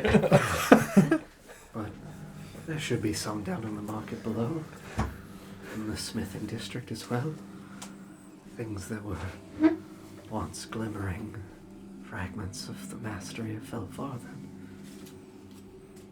It seems you've all become a bit more acquainted with how we lived here. Really charming, yes, Is this how it always has been? in some regard. Felfarthen must have been a very dangerous place to live. Behirs running around. Oh no, not the Behir. That came after. What was here before? He told us otherwise before, right? Huh? What did you ask? What was here before? Dwarves. And then the Behir came, and no more dwarves. Oh, there's a very long timeline there. I'm sure that there were probably Behir in multitude at one point, before Felfarthen was carved out of the mountain. Do you think they were here before the dwarves were here? Yes. There are many strange creatures. You don't say. Oh. Not at all. But you're all a very hearty group. Very strong and resilient. Those are good qualities. Things that I wish I could have been in my life. Strong. Resilient. You know what else we are? What? Honest. Yes, you are, aren't you? That is a very admirable trait as well. That is a thing that I can claim that I thankfully at least was in life. No longer are. I still think I'm kind of living. Are you honest? Than Oh. living. Yes, I'm very honest. I've directed you through Felfarthen successfully so far. And to a Behir. Well, there was the inevitability of the Behir showing up. I did warn you of its presence before it attacked. Our death is inevitable. You have no rush to bring that to us. No, not at all.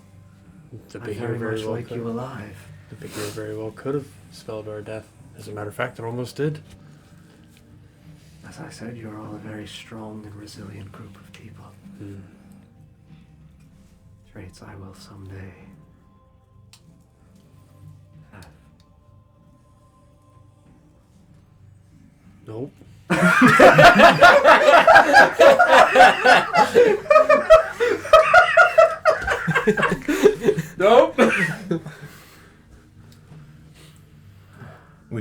continue? Sure. Yes. You said to the north. Yes, just past the cistern. There is an area where the fermentation process for many of the ales was performed using fresh waters gathered. This water is no longer fresh. What happened here? Well, the people died.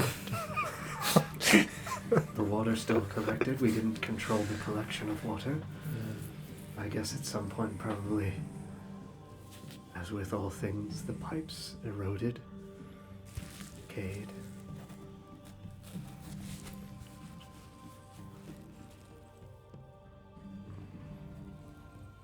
Shall we, Vorst? Yes. If everyone feels well enough, let's move. Your one friend looks unwell. Which one? Kind of looks over in Ethir's direction. The one with the bear. He seems quite bothered by Felfathan, Bothered maybe so. but he is the one who heard its voice.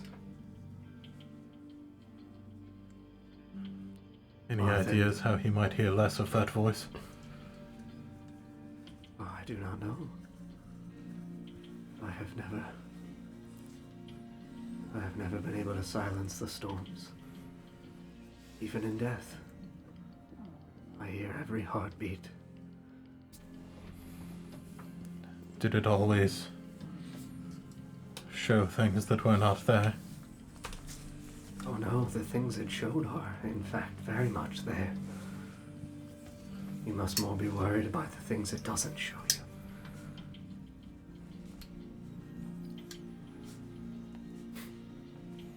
Like what else lays in the dark, yes. I feel like you would know better than any of us. Not past the gate. I have peered in, as it seems your friend has as well. But none of us passed through the gate. The gate to what? The heart of Felfathan.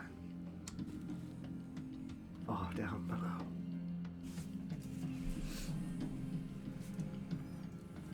The heart of Felfarthen is silver. Silver? No, my good friend. There is something much more grand than silver. What is it? Gold. Beautiful, blessed gold.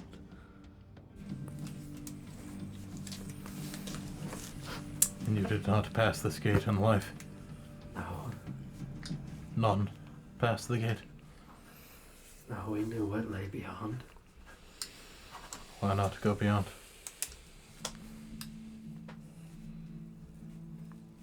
We knew we would not return. What is more valuable, gold or life? Gold leads to life.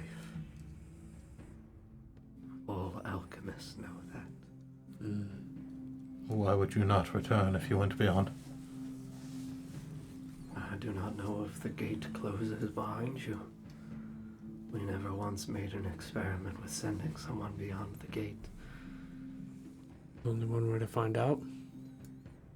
If you would choose to step beyond, I would wish you well. I was suggesting you. I do not walk. Float then. I do not believe I would pass. You said it now burns. Is this that place? But It's too warm for you to enter? yes, far too warm. For a creature such as I. Too bright as well. Yes. Far too well illuminated, as your friend has seen. A raging storm. If gold is life, then it sounds like perhaps life is not for you any longer. We should continue down. I agree. Damn. We walking. Sure. Yeah, no. He would just lightly chuckle at that phrase. We'll continue walking. Yeah, I guess we're going to return and follow him. Yeah, head back through the stables into the cistern room towards the other hallway that we Yeah, went back. he would lead you as you guys return back to where you came at that crossroads, go to the left. And you would see that there is a very large, long, rectangular room in areas where many barrels of ale currently reside on racks, horizontally facing out like we would have here.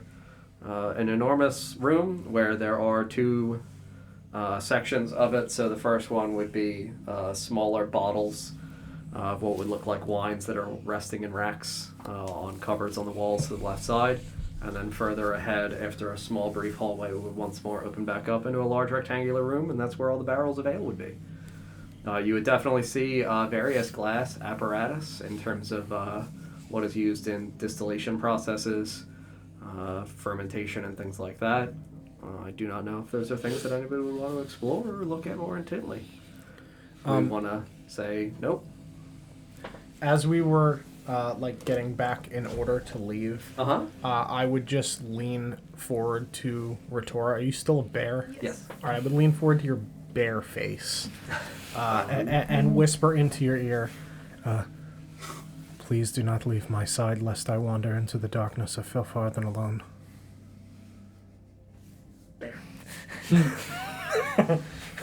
Bear intensifies. just some hyperventilating bear. Stares barely. She bears just a little bit faster. Have you ever seen a bear having like an existential crisis? Do we visibly see the bear age? Quickened bear. Do I The bear even like turns honey? whiter somehow. So I mean, at the conclusion of the hall for where the brewmasters have stored a lot of the fermenting ales up here for use inside of the upper level. We pass through. There's another narrow hallway to the right side that leads us to a little bit of a T intersection with a little bit of an angle, and Balor indicates to us to go to the left. The ramp descending is just up ahead. The only thing I would have asked with the casks as we were passing by. Big barrels. Big barrels. Big booty barrels. Just say big booty. I knew it would get done.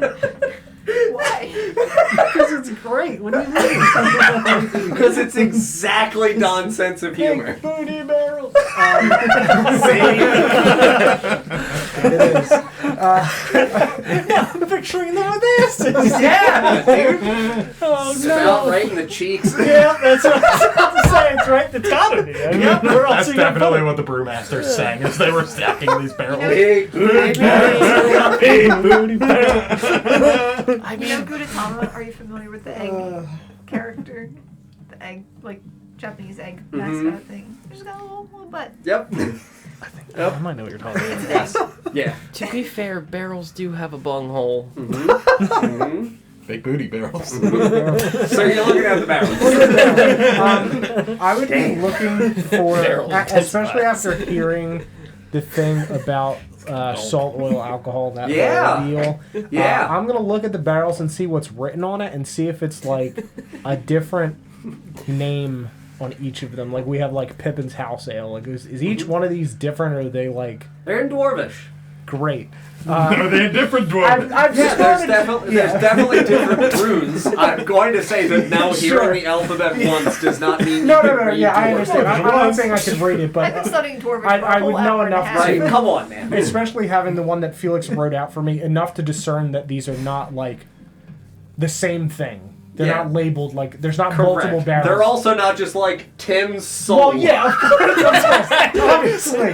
Tim's soul. Essence of Barry. Like, no. They don't even have a triple B on them. It's barrel. They don't It's even have a triple barrel. B on them. I'm now the ale. No, you would definitely see just like, Felfarthen Ales, craft dates Okay. of like, 7, 8, 55 and things like that along a lot of them. So varying ranges between 785 and like 790.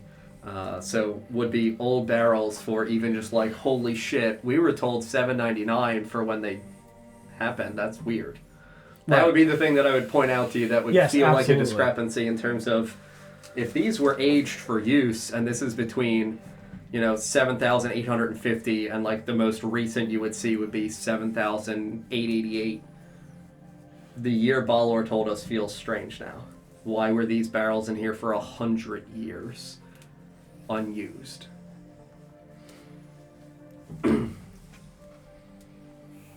For everything Valor said has been strange. Listen, he's a good man.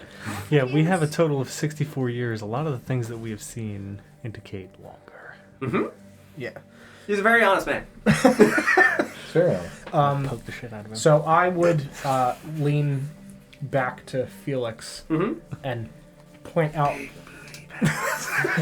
Felix, could you read the big booty barrels, please? The what? What do the barrels say?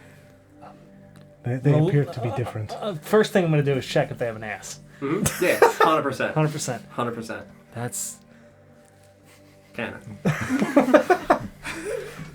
Before I even look at that, I'm going to draw on the side of the map what the barrel looks like with the booty. Yeah. And then I'm going to write next to it TM. Don't take it from us! Please! And then I'll look at the top. Yeah, they would definitely just be like... Barry's soul. Yeah, Barry's soul. Definitely no body in here. Oil Don't of bother Ethir. checking. Eric's soul. Yeah. You know. They would be different descriptions of what would be inside. So, like, different stouts, different lagers, the years in which they were brewed. All of them would be monikered as Felfarthen's ales.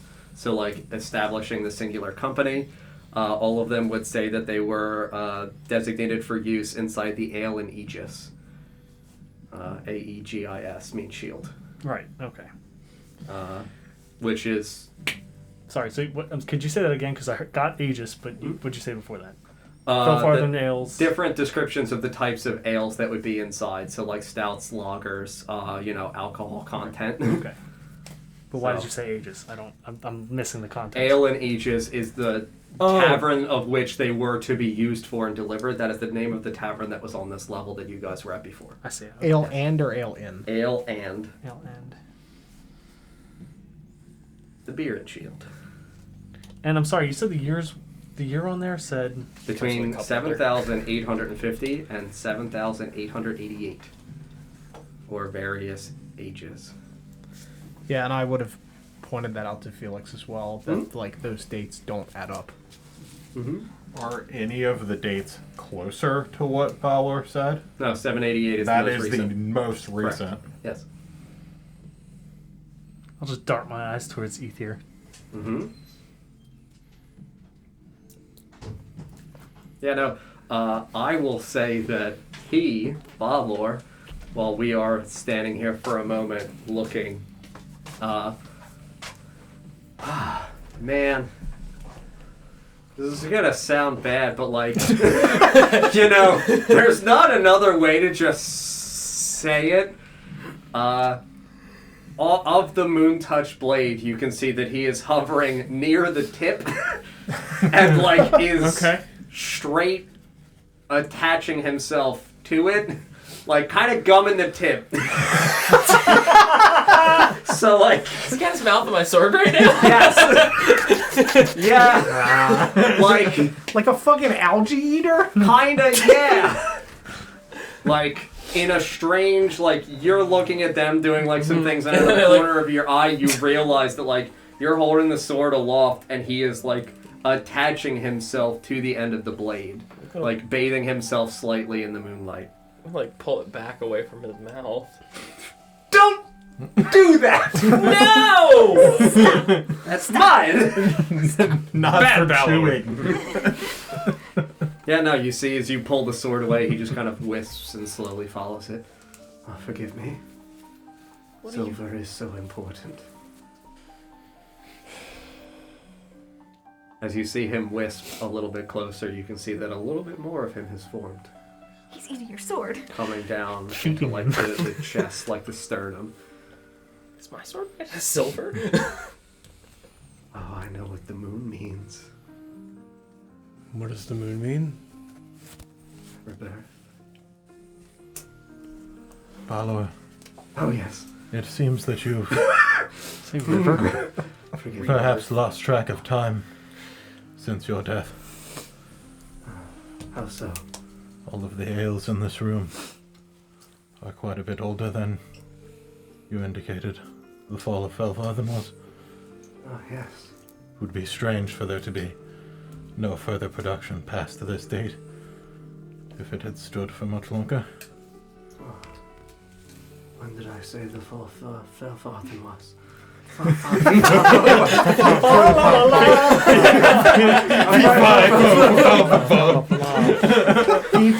fucking S. When did I falafel? When did I have yes, the Are you making fun of me? Motherfucker. Fuck you! The fall of Felvarthen. When did I say that was? Only about 64 years gone now. Oh. Why? Oh, forgive me, yes, my memory must be fading. Certainly that's the case. Yes. When we call him out, does he... I've not called him out. When we point out like any inaccuracies that he's said, because we've done it a few times now, does he look phased at all? Confused? Nope. Like No. unbothered. Unbothered. Kind Other of like than a that slight, F stutter. kind of like a slight grin. Yeah. Must have been a bit further back. Understandable. Yes. Time must be difficult to follow. Yes, I've not seen... Dead as you are. I've not seen the sun in many years. Well, I assume years. It would seem so. If you died around the time that these ales were made. I don't know, I wasn't much of a drinker. So you've said. I had to have my wits about me. For mining. Yes. And also reading. Yes. You know a lot about alchemy for a miner? Well, many alchemists shared stories in the tavern. Where you didn't drink. No, I would simply sit there and listen. I'm a bit of a people watcher. You don't It's the most say. accurate thing he's ever said in his entire existence. Truth! Damn it! Two truths and a lie. Yes. But Torvin would always want to go for a drink. And I would sit there and try to keep him entertained. You and Torvin were good friends? Best of friends. He said otherwise about that as well, right? Huh? He said that he met Torvin after, Mhm. like he was just hanging around. Yep, he said he didn't know him. Hmm? And then he said he just met him. And now he just said that they're friends. Torvin and I were the best of friends. Where are you? He also said he didn't know him. Yes, we worked in the mines together. What was his favorite dinner? Yeah. Nesgrim. Yeah, name 3 of his albums. Delicious ducks. Was it Yes. many ducks in Felvarthen? I'm gonna go. I'm gonna look for a menu. Imported. I'm fact checking this bitch. Let me ask him questions of which I don't know the answers. Tell me his favorite meal. Steak. Fuck! What was his mother's maiden name? I need to know his security questions. What was the name of his first pet? Those 3 crazy numbers on the back of his car. Wacky numbers. What street did you grow up on? Right? No, he loved duck. Well roasted. Did he have it often? Oh no, it was quite expensive. Not many ducks in Felvarthen, you know? DJ panicking going like that. It's the oh shit! Duck! I'm about to unleash my rat mouth. He's like, I can rhyme so many words with duck right now. I am looking for a menu though while this conversation. Sure, is yeah. I happening. mean, I'll say that in here you would see like a list of ales and things like that. You wouldn't see any indications for foods. Okay. You would just see like effectively itinerary for when these things were supposed to be sent. Okay. After they had properly rested. And what was your favorite dinner? Oh, I wasn't a big fan of duck. I preferred red meats. Mm-hmm. How red? Very.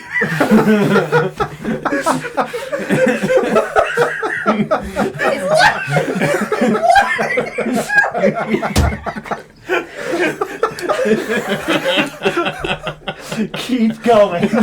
I need you. I'm backing him into a corner. You really got him. You got him. You got him. How red? Very specific. We talking temperature. There will be a test later.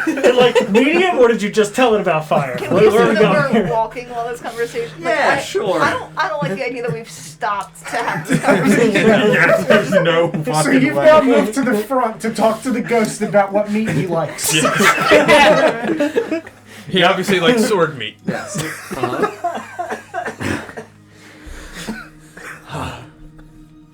Yes, very red. I enjoyed things rare. I was a big fan of rare things. What was your favorite rare type of meat? Well, we would import different game, like wildebeest. Wildebeest? From local grass-fed grasslands. What type of Through grass? FDA. Farm to table, perhaps. I'm really into this conversation. What did you ask? Nothing.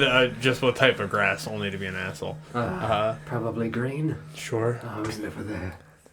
Spent my whole life in Felfarthen.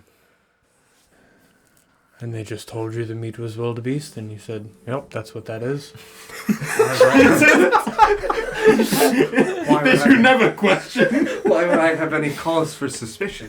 You've never seen a wildebeest? Do you go to the grocery store and say, "Is this really cow?" He Honestly, will now. probably. I can see DJ looking at the package. Are you a cow? Are you really beef? Ma'am, is this really cow?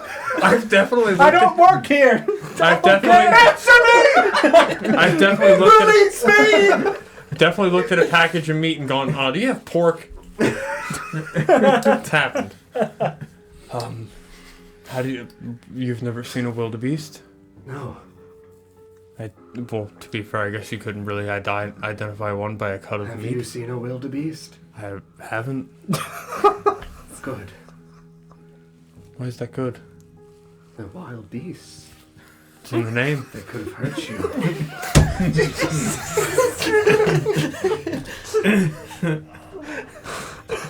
We're just like, yeah. God damn You it. don't look like much of a hunter. I'm actually a very adept hunter. I doubt that.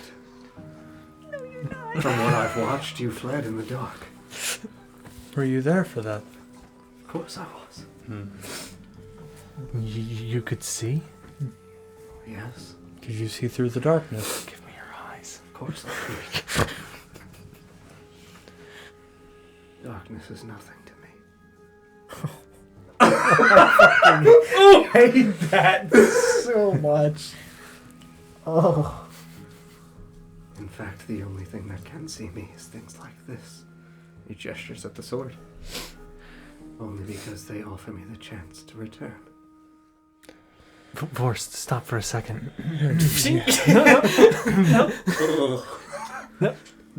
Did you You said stop. I put it away. take it back out? Yeah, you go to sheathe the sword and you watch as Balor just grins. The sword is sheathed and Balor dissipates from your sight. I'm gonna move my torch towards your side. Pull it back out again. Mm-hmm. You unsheathe the sword once more and hold it aloft. Yeah, and you see Balor just still hovering here right in front of the sword. I'll move the torch near Balor. Yeah, he seems unfazed. He doesn't move his gaze. Through him. Sure, yeah. You It is natural light. Yeah, you attempt to move the torch through Balor and you watch as he kind of ducks underneath it. I'll get you. I'm chasing him with it if he's ducking. Yeah, no, if you're gonna like continuously move, he'll giggle. I haven't had such fun in so long. Well, Are you an entertainer?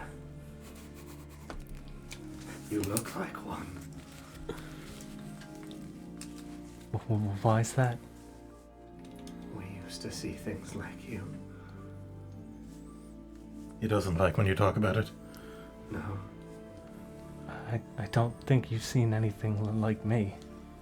Oh no, of course I haven't. Creature of water. Production. Creature of an element. Yes. It's fine. You say production? Yes. I'm gonna swiftly move the torch through him. Yeah, you watch as the torch just phases through him, and you watch as his form separates and disappears. You just hear a little laugh. Yes. He's no longer in the area. I'm gonna pull the torch back towards myself. Yeah. Sheath it. Many tricks here in Felfather. Just hear the voice grow ever more echoing and distant. You sheathe the moon-touched sword. I'm gonna go ahead and pull out my other long sword. Mm-hmm. I'll reach over and cast light on it.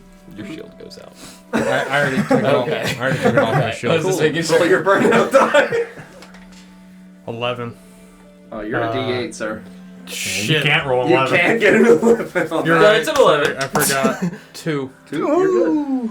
Mm-hmm. It's close. Mm-hmm. You illuminate the tip, and then the entire sword.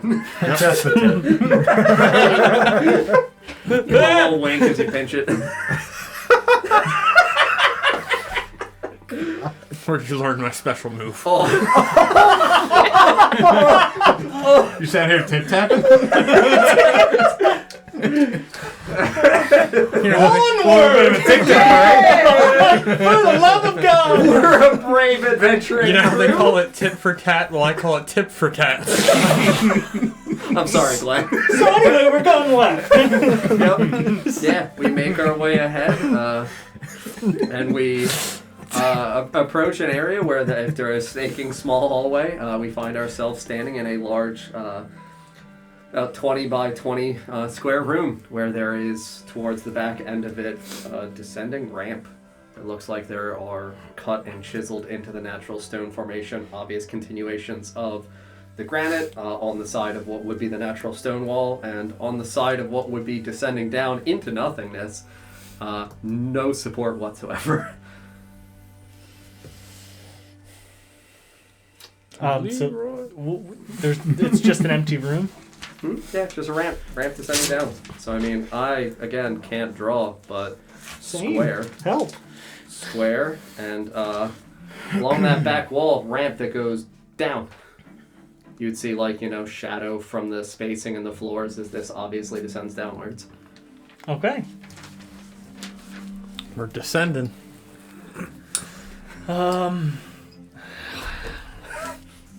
So I guess in this empty space, I'll just take a moment while we're moving and just kind of dart my eyes around the room. Mm-hmm. It's pretty bright because of the 2 lights that we You have. have 2 light sources. It would occupy the entirety of this space with bright light. Yeah, I'm gonna kind of dart my eyes as if I'm looking for something, Mm-hmm. potentially spirits, and I'm just gonna think to myself, very loudly to myself, Mm-hmm. why can't I see them? Sure, yeah.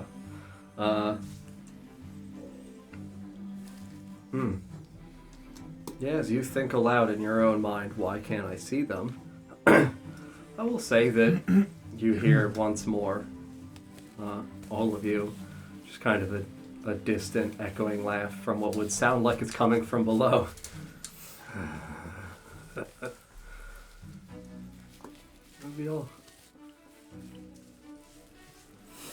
Continue walking. Yeah, I will tell you that the ramp descends downwards about 100 feet. Mm-hmm. Down we go. Yeah, time to pull up ye old second level map. Woo! We're on a new level. It's much worse down here. We're on a worse level. We're on a whole Is that nother the level. opposite of new? It's worse. Yeah. We make the full descension. The ramp itself is pretty wide.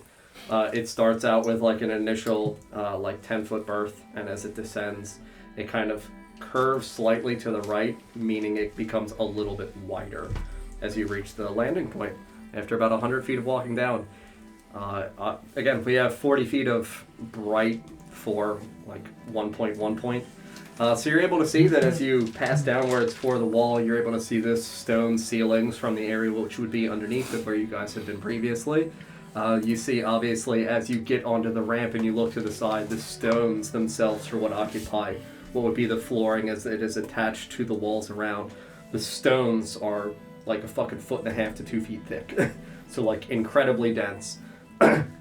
As you guys descend downwards, you see grand, still intact pillars in different corners of what would be the room of the landing. It occupies a pretty comparable space to what was above, slightly bigger, so a square of about 30 by 30. So as you descend down, it's definitely a bigger room. And there is exclusively one hallway that extends down south. So immediately, if you were to land in the back corner of the room, it would be to your right. Long hallway, about 15 feet wide. The stones in here, once more, look pretty intact. No real signs of damage, decay, or natural erosion. And if anything, down here it feels strangely nicer. What do you mean by nicer? I mean, in terms of like the absence of dust. It doesn't look like things down here were really damaged, and it doesn't look like things down here were really affected necessarily in the stones. The stone, like the granite floor, still looks mostly intact. It doesn't look like there's much damage. It doesn't look like there is a collection of dust. And then the marble wallings and ceilings look clean. Alright, shall we continue then? This supposedly is the level with the forge and the marketplace. Yes, It's marble, not obsidian, right? Yes, marble. Yeah. The only things that were obsidian were the statues outside. Continuing down this hallway. Continuing on down. Yeah, so as you guys, 15-foot hallway, I don't know if we're going single file or if we're going multiple people in a line. I think we could do 3 by 2, right? Or 2 by 3. I'd say, yeah, like 2, 2, 2. Sure. Plus Rhirda. So shield shape. Yeah, I mean, we could do like a triangle to try to keep him in the center if we wanted to do that with force at the front. What direction is the triangle? I would say that the front point would be the singular. Is there a line through it? Yeah, inverted No, line this through. is- Let's this go. It's a firing squad. Would my wild shape probably conclude around this? I don't. I would say that you know that you probably only have about 10 minutes left. Yeah, so you're getting very close to the conclusion of I'll it. stay a bear as long as I can. Cool, yeah. The pathway stretches very long, beyond what you guys are able to see for the 20 of bright, 20 of dim, and then 60 of dark that extend out beyond that. For straight ahead, what would be clearly continuing southward. After about 30 feet, there is a hallway to the left. And then after about another 30 feet, you would see just at the edge of your vision, inside of your dark vision, what looks like another gap in the walls to the left. No openings to the right. Okay. As we approach the first doorway, am I getting a whiff of anything? You can make a perception check with advantage, yeah, sure. 14. 14. I will tell you that from inside of the first hallway, it smells like fresh fruits, vegetables, and delicious food. That's concerning. Yeah. What are you talking about? You said fresh? Yes, You sure did. smells like a delicious feast. I'm gonna stop walking Cool. and point, and I'm gonna communicate that to the rest of you.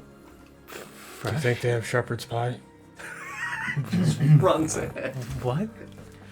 It is cleaner down here, It is, yes. perhaps. But as long as things have been... Perhaps magically preserved. maybe, or trick that we've seen before. It's a different style. To your nose. Do I smell the Possibly. same thing? Mm-hmm. Delicious fresh fruits, vegetables.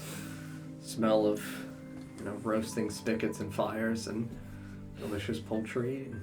Because if there was any Fresh spiders ale. that were in the upper portions that were hungry, You're They would- invited. move further in to eat. The meal of honor.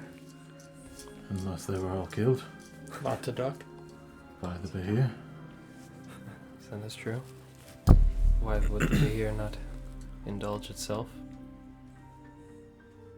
Fresh fruits? There's only one way to find out. I suppose so. Also seems to be another hallway further down the hall. We can at least look. Yeah, go ahead. Approach the first entryway and look in. Yeah, go ahead and pop my head in. Yeah, so I'll say you approach the first entryway. Your sword is illuminated. I'll say that you obviously hold it out slightly extended in front of you. You see that it is about a 15-foot hallway, about 8 to 10 feet wide. And then it opens up into a large, long, rectangular room. And inside are many stalls, wooden platforms, stalls on top of them. You can see primitive, small wooden stairs that are still intact, clean, ascending up to these platforms on the close proximate wall to where you are standing. And it looks like a grand market. You can see in the stalls what look like, in the distance still, despite the dim light, shining colorful fruits and vegetables. And you get the wonderful aroma of a fresh meal. I'm gonna go ahead and step on in. Signal for the rest of the people if they want to take a look. Yeah. You begin to walk in. Please make a wisdom saving throw.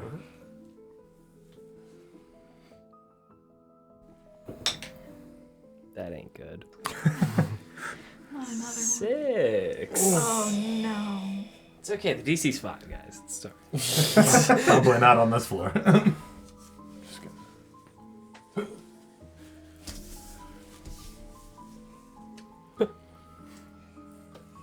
You asking me to prom? Yeah.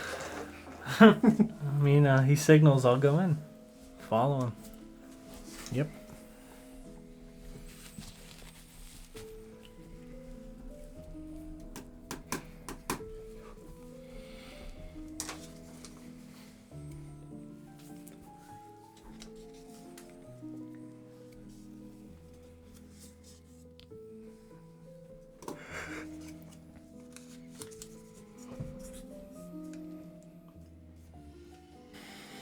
Bullet dicks. What? Yeah, Just I'm breaking gonna. the silence. All that was. Yeah. Uh-huh. Strong icebreaker.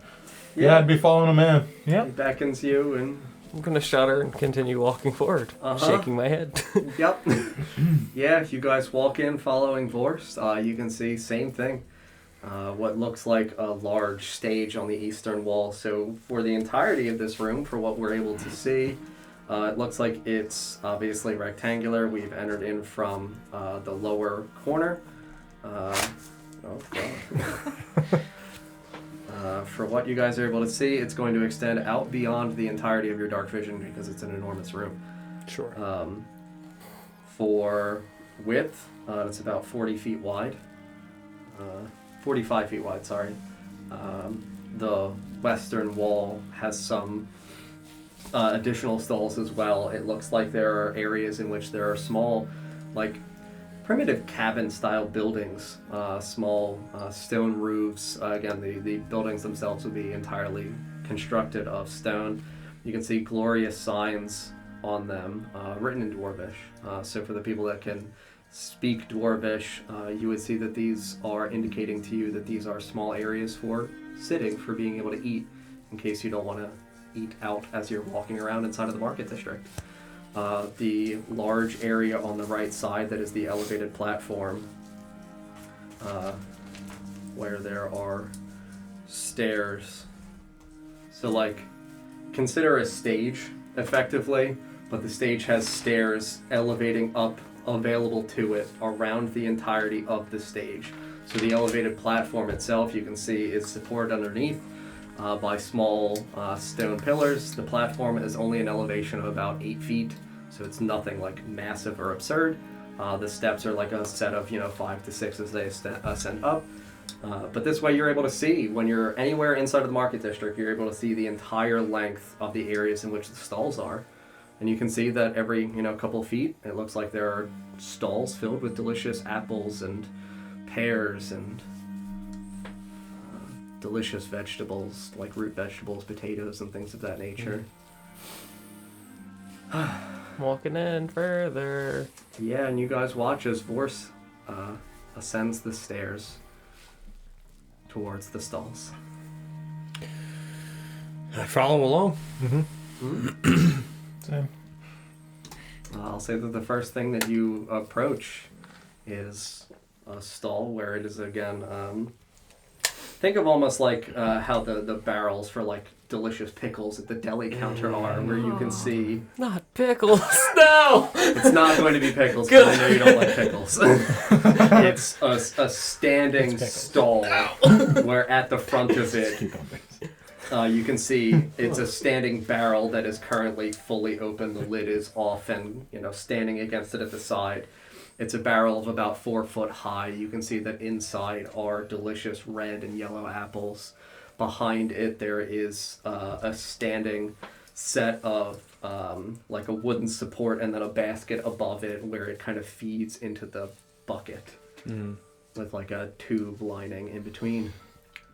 Is everything stationary? Yeah. Is there steam coming off of any of the hot vegetables or foods? I'll say that what looks like about 15-20 feet ahead are the areas in which you can see long rectangular tables adorning the stage. Where, it looks like there is steam rising over, we'll say, like a pair of roasted chickens and a delicious turkey. Fully basted and roasted, golden brown. No dogs. Make it a beeline right for that table. This is some Sure. Spirited Away I'll nonsense. say that as you rush forward, your hand impulsively reaches out and plucks an apple from this barrel. And sword goes down, like, as to not hold aloft to see anymore, it kind of just goes down as, okay, I'm just eating. I'm walking to the table. Oh, no. Oh, no, what? I don't want him to eat anything. I don't... What would you like to do? I would like to knock whatever he grabbed out of his hand.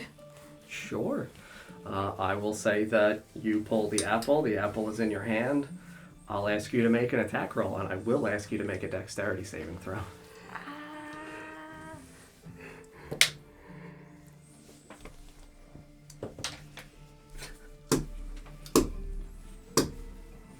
That's an 8. How bad is it?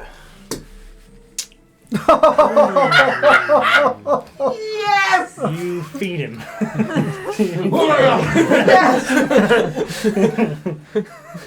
I will say that you are in a state of panic, thinking that there is obviously something malevolent, misaligned with what is going on here. And you swipe and reach out desperately, and Vorst pulls his hand. You watch as he pulls the apple towards his mouth and sinks his teeth into the delicious flesh of this apple. Does it make apple sounds when he does that? Yeah, you hear the familiar crunch. Forrest, probably don't eat any of this. Still eating. Yeah, you see him Spit it out. Rip it. It's in your mouth. Grab his jaws. Get it out. Yeah. You watch as he rips this large chunk of this apple out. You all see the interior for what looks like a delicious, crisp apple. I'll ask you to make an investigation check.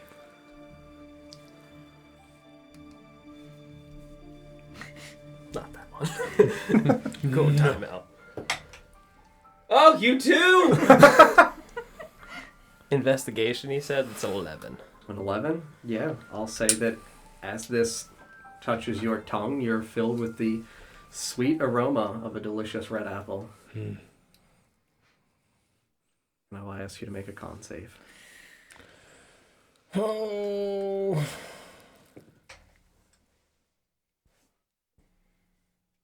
$18. Okay. Yeah, I'll say that you swallow and it feels smooth and very sweet and juicy. It's made of plastic. Vorst, stop eating that. Vorst? Think about where we are. Do you really trust that food, Vorst? I'm gonna look around the room, to see if there's any. Look for Rhirda. Yeah, Rhirda's just kind of like standing here with you guys. As I'm saying this to Vorst, I'm gonna kind of look around the room to see if there are any. Spectrally friends? No, any inconsistencies. Sure, you can make an investigation check. I'm gonna mind Ethir. Mm-hmm. Oh no, guys, we're on fire. 10. 10? Yeah, I mean, what idea do you have in your mind for inconsistencies? Do you mean in like the setup and portrayal of a market? Do you mean in the ambiance for what you've experienced so far and fell farther than for here? No, I mean, well, it's clearly inconsistent, but there's obviously overwhelming sensations that there's food and everything here. I guess like an inconsistency, if this is an illusion, are there any cracks? Expecting it to be an illusion. Right. Yeah, I'll say that. Any off smells, stuff like that. Yeah, Sure, anything that kind of... I'm going to say with a 10 that you emotionally are aware that something is wrong, but everything feels so fucking believable. Okay. Like, this is... If this is false, this is so realistic that even seeing him bite and eat the apple to you, as an intelligent person, how the fuck does that not break an illusion? Right. That would be what I would say with a 10. To think about it, just kind of like look around at everything, just kind of pause. Just What? overwhelmed. Did someone make all of this food? Somebody had to have. Who? There's no one here. It's just us, as far as we know. We were told that the spiders like the market. Because of the food that was here. They maintain the market. Oh my god, I hate it! God, that's a very different dance routine than spiders. I don't like it. 8-legged cat can. Oh, no. Which is to say that I would not expect there to still be food here. Even if it were kept by some sort of magic. It must have rotted by now. Did they... But even if it had not. Ransacked by spiders, according to Ballo. Sure. And yet... Potential survivors? No, I don't Seems unlikely. If there were any, I'm sure the Bahir would have found them. Ceilings are about 30 feet high, 35 feet high. Anything carved in the ceiling? Carved? No. Okay. No. What if there's like a big I'm going to moon? say that as this is occurring, you are continuing to move towards the table with delicious roasted meats. I'm gonna walk over and grab Vorst and physically stop him from eating. Sure, you can make a grapple check, and you will resist the grapple check. I'm imagining athletics is the better score for you, so you will use athletics.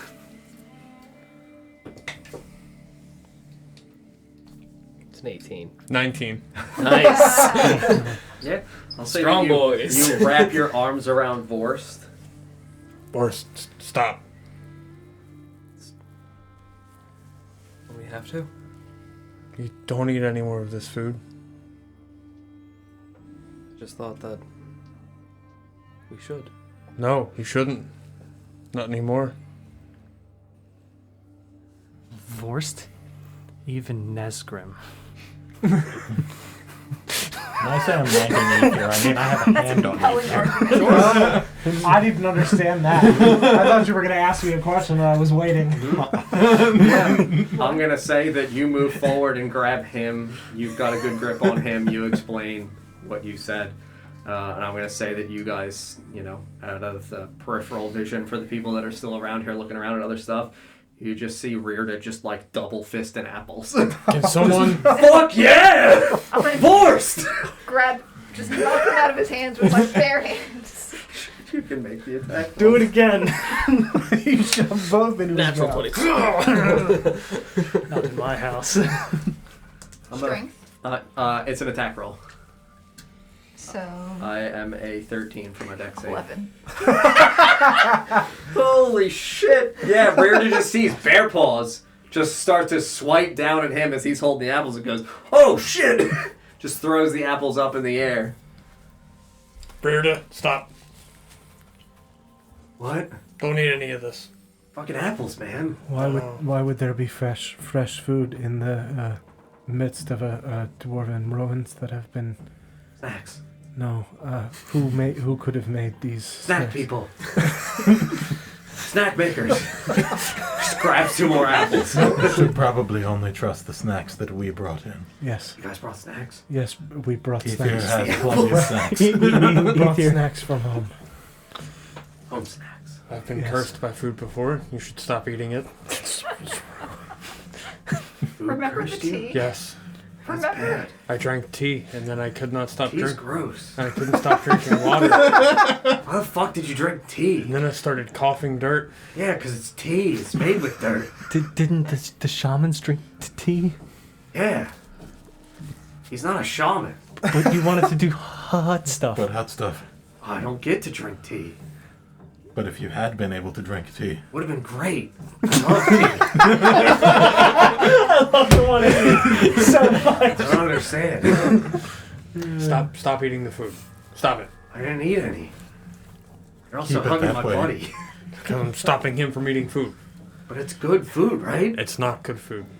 Went course, down all isn't it? right. Isn't it good? He's fine. Forrest, stay out of this. Can we tell something's wrong with Forrest? You can make an investigation check. Am I still moving towards the table? That's Or fair. trying to You would at be least? attempting to. You would Wiggling. genuinely be wiggling in his arms. I will say that enough time has passed that you would contest the grapple check. So athletics and either acrobatics or athletics for you. 17. 17? Yeah, you can tell that there's just like a hazy mist in Vorth's eyes. And his gaze is affixed to this table. 12. 19. Yeah, you can keep a good grip on him. I do not say this lightly, nor have I said it in quite some time. This food is cursed. I love apples. I also love but apples. do you love cursed apples? I've never had a cursed apple. You would Can't not. imagine it would be enjoyable. Please. Can I just knock all the stuff off this? just Bear in a marketplace. Fucking hate everything! Could you shape shift into a bowl, please? just no more. Just push all of it. We're on the stage. Yeah, sure. Just Make an all- investigation check. What does that mean? 18. 18? Yeah, you go and you grab the barrel of apples, and as you go to move the barrel of apples, you see all the the apples from within sprout small legs like spider legs. I And begin to wiggle as you pour a barrel of spiders out onto the ground. No! I knew it! I hate it! Fuck! Oh, it's my worst nightmare. Oh, do I see the spiders? As you see, all of you see the spiders you recognize instantly for the illusory principles here breaking as the spiders roll around on the ground and you... I fucking ate one! It what? You eat it! How many did you eat? One. Fun! Yeah, no, you I see, eat spiders you all the time, see dude! In his hand, as you're struggling with him, you also see a large spider missing the head and most of the abdomen.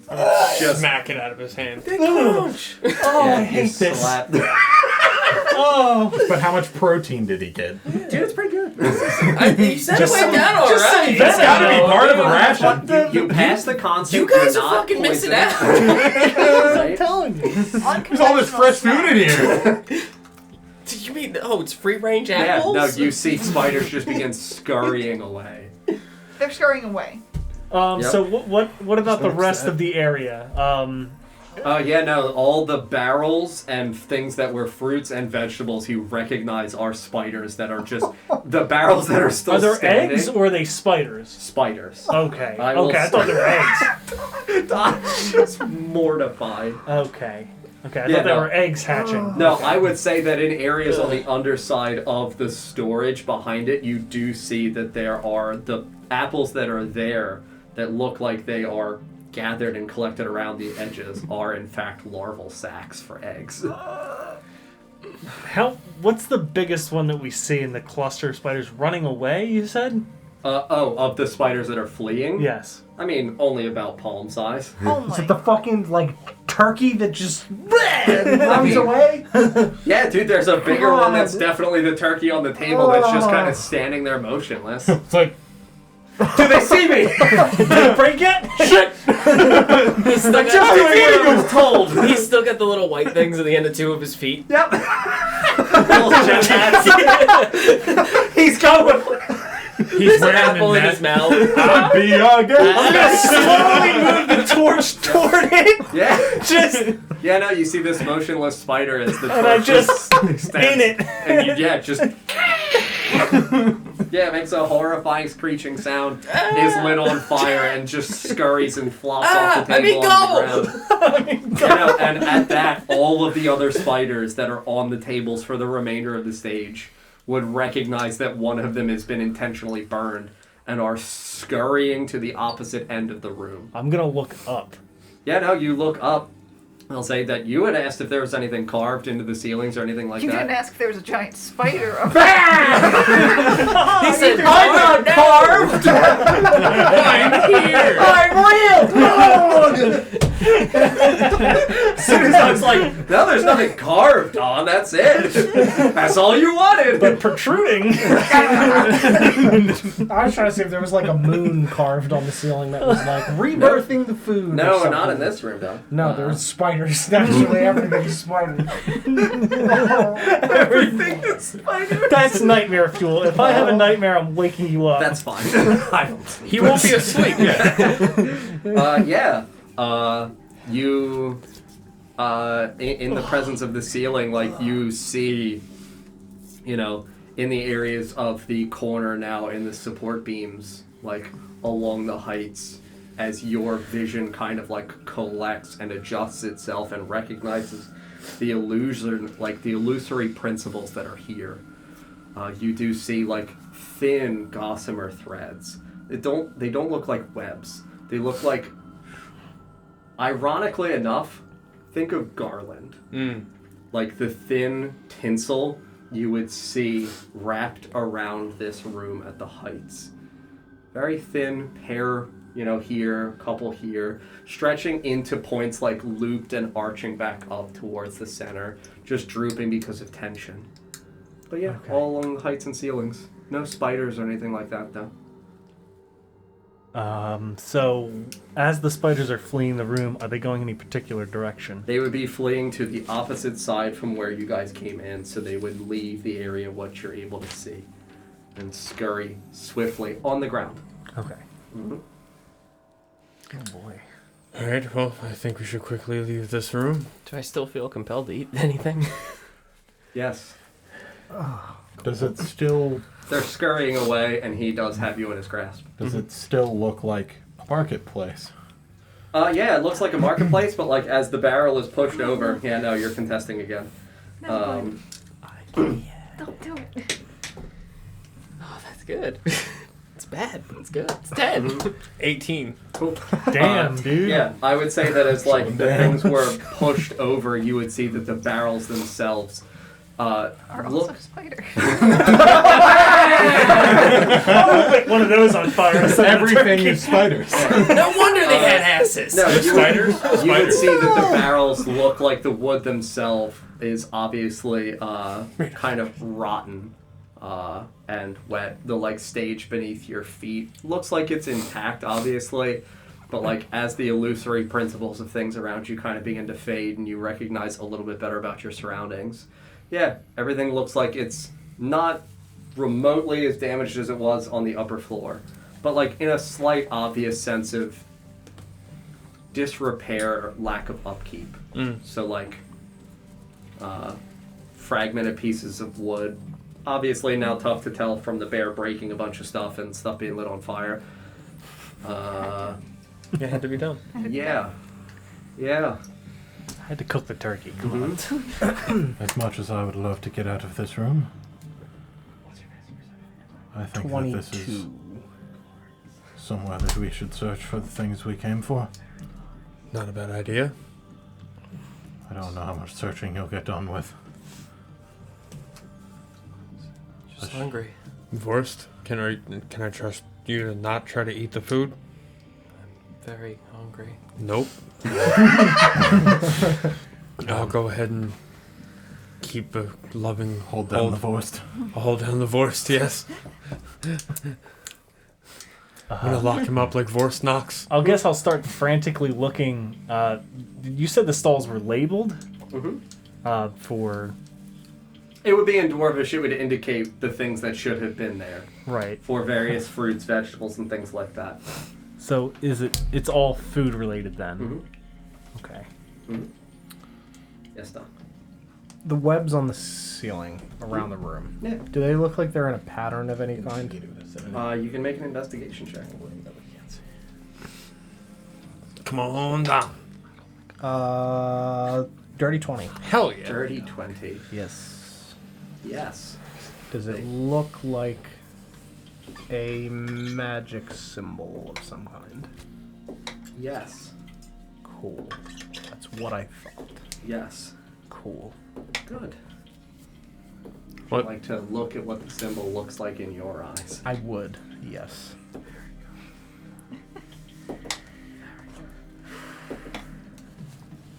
In your eyes. Fucking Because spiders. magic is cast by using a weave. Spiders Oh, weave. John, you have piece webs. of shit. Yeah, I that's do what I can. Would make sense that they can do some weird shit with webs. They can weave a web. Yeah, and you can put You apply the Web dodgeball weapons. logic to magic. If you can weave a web, you can weave a spell. Damn, that's highly offensive. Sorry. Yeah, if you you take get a that moment to I can't. try to observe this symbol, and with what you got, give it to you. Oh, Jesus. That's not good. I don't like all those triangles. I love them, Paul. I noticed. I'm gonna just... Hey! This one's crossing the point and crossing the point. So it's all of them. Sorry, the one at the bottom, there is the breakage. Okay. It's a break. Yes. An actual break. Yes. I'm gonna just gesture up at the ceiling. And then... It's a ceiling. Felix. I was already looking at... Sorry. No, I wasn't. I It's was a looking at the ceiling. stalls now. Yeah. And I just kind of, What are you? in the air, with my finger, trace the webs. Not completely, just kind of pointing to, like... You said trace. Yeah, you said you traced webs, it. Don. All right, okay. You might as well read the symbols. You said you traced them. Does this mean anything to me as he traces this symbol in the air? I mean, I'll say that no, you're not familiar with what this is. It is not a symbol that you... But I do see what he's tracing. Yeah. It is physically there. Correct. Alright, well, you're not crazy this time at Yep. least. Don, roll your burnout die, please. What are you casting? We're about to find out. 9. 9. Yes. Alright, so you're not going to burn out. Does he lose a spell slot? As you trace this symbol in the webs on the ceiling above you. In the weave, Don. You watch as the gossamer threads slightly begin to vibrate. Like residual tension straight unified in all of the webs above you. And you see this horrifying kind of at the obvious edge of where the light would be, because it's a 30-foot high ceiling, so your lights are only about 20 feet up, you're 5 feet high. Outside of that bright light, you see cascading down this black rain. We're going to include there. God, I regret everything. Word choice is important. Because I know, but Ethir doesn't. I know it was a mistake, but he doesn't know what the weave is because he's a cleric. Do you look at? Fucking Do you look at it, Don? understand. Do you look at it? Oh, I'm looking at it because he pointed it out to me. And then No, he, Paul. He traced it. Yeah, he got turned to stone because he looked at a fucking Gorgon. Because he looked at a Medusa. And got oh, turned to that's stone. right. Mm-hmm. Oh, yeah, I love that one. Can't get the caterers, dude. Thank you so much, Don. God damn it. Well, I'm gonna beat you. You're gonna get fucking whipped. Ethir doesn't know. Ethir's gonna learn tomorrow. Like, Tomorrow. you don't get a short rest or a long rest. I don't need to sleep. You're getting beat. Whole sleep. Why? God, Why I won't slept you like shit learn? last night. Didn't teach you Dwarvish and magic! Well, friends, thank you very much for watching tonight. Appreciate you being here. Thank you very much for the gifted sub, Volpix, for the raid, from Demon Gund and Just Joe for the follow. We really appreciate it, as well as John with the resub as well. Thank you guys very much for watching. If you're new here, make sure you follow so you can find us again. We stream D&D 3 times a week, Tuesday, Friday, Sunday. Tuesday and Friday are 7 p.m. Eastern Time. Sunday is 5 p.m. Eastern Time. Those are our 3 homebrew campaigns. You can check out more on our website, NotGreatRPG.com. You can join our Discord by typing !Discord in the chat. We'll be live next on Friday at 7 p.m. Eastern Time for the Lost Kings of Adora, so make sure you guys are there, and we will see you next time. Good night, everybody. Good night. Bye, friends. Right.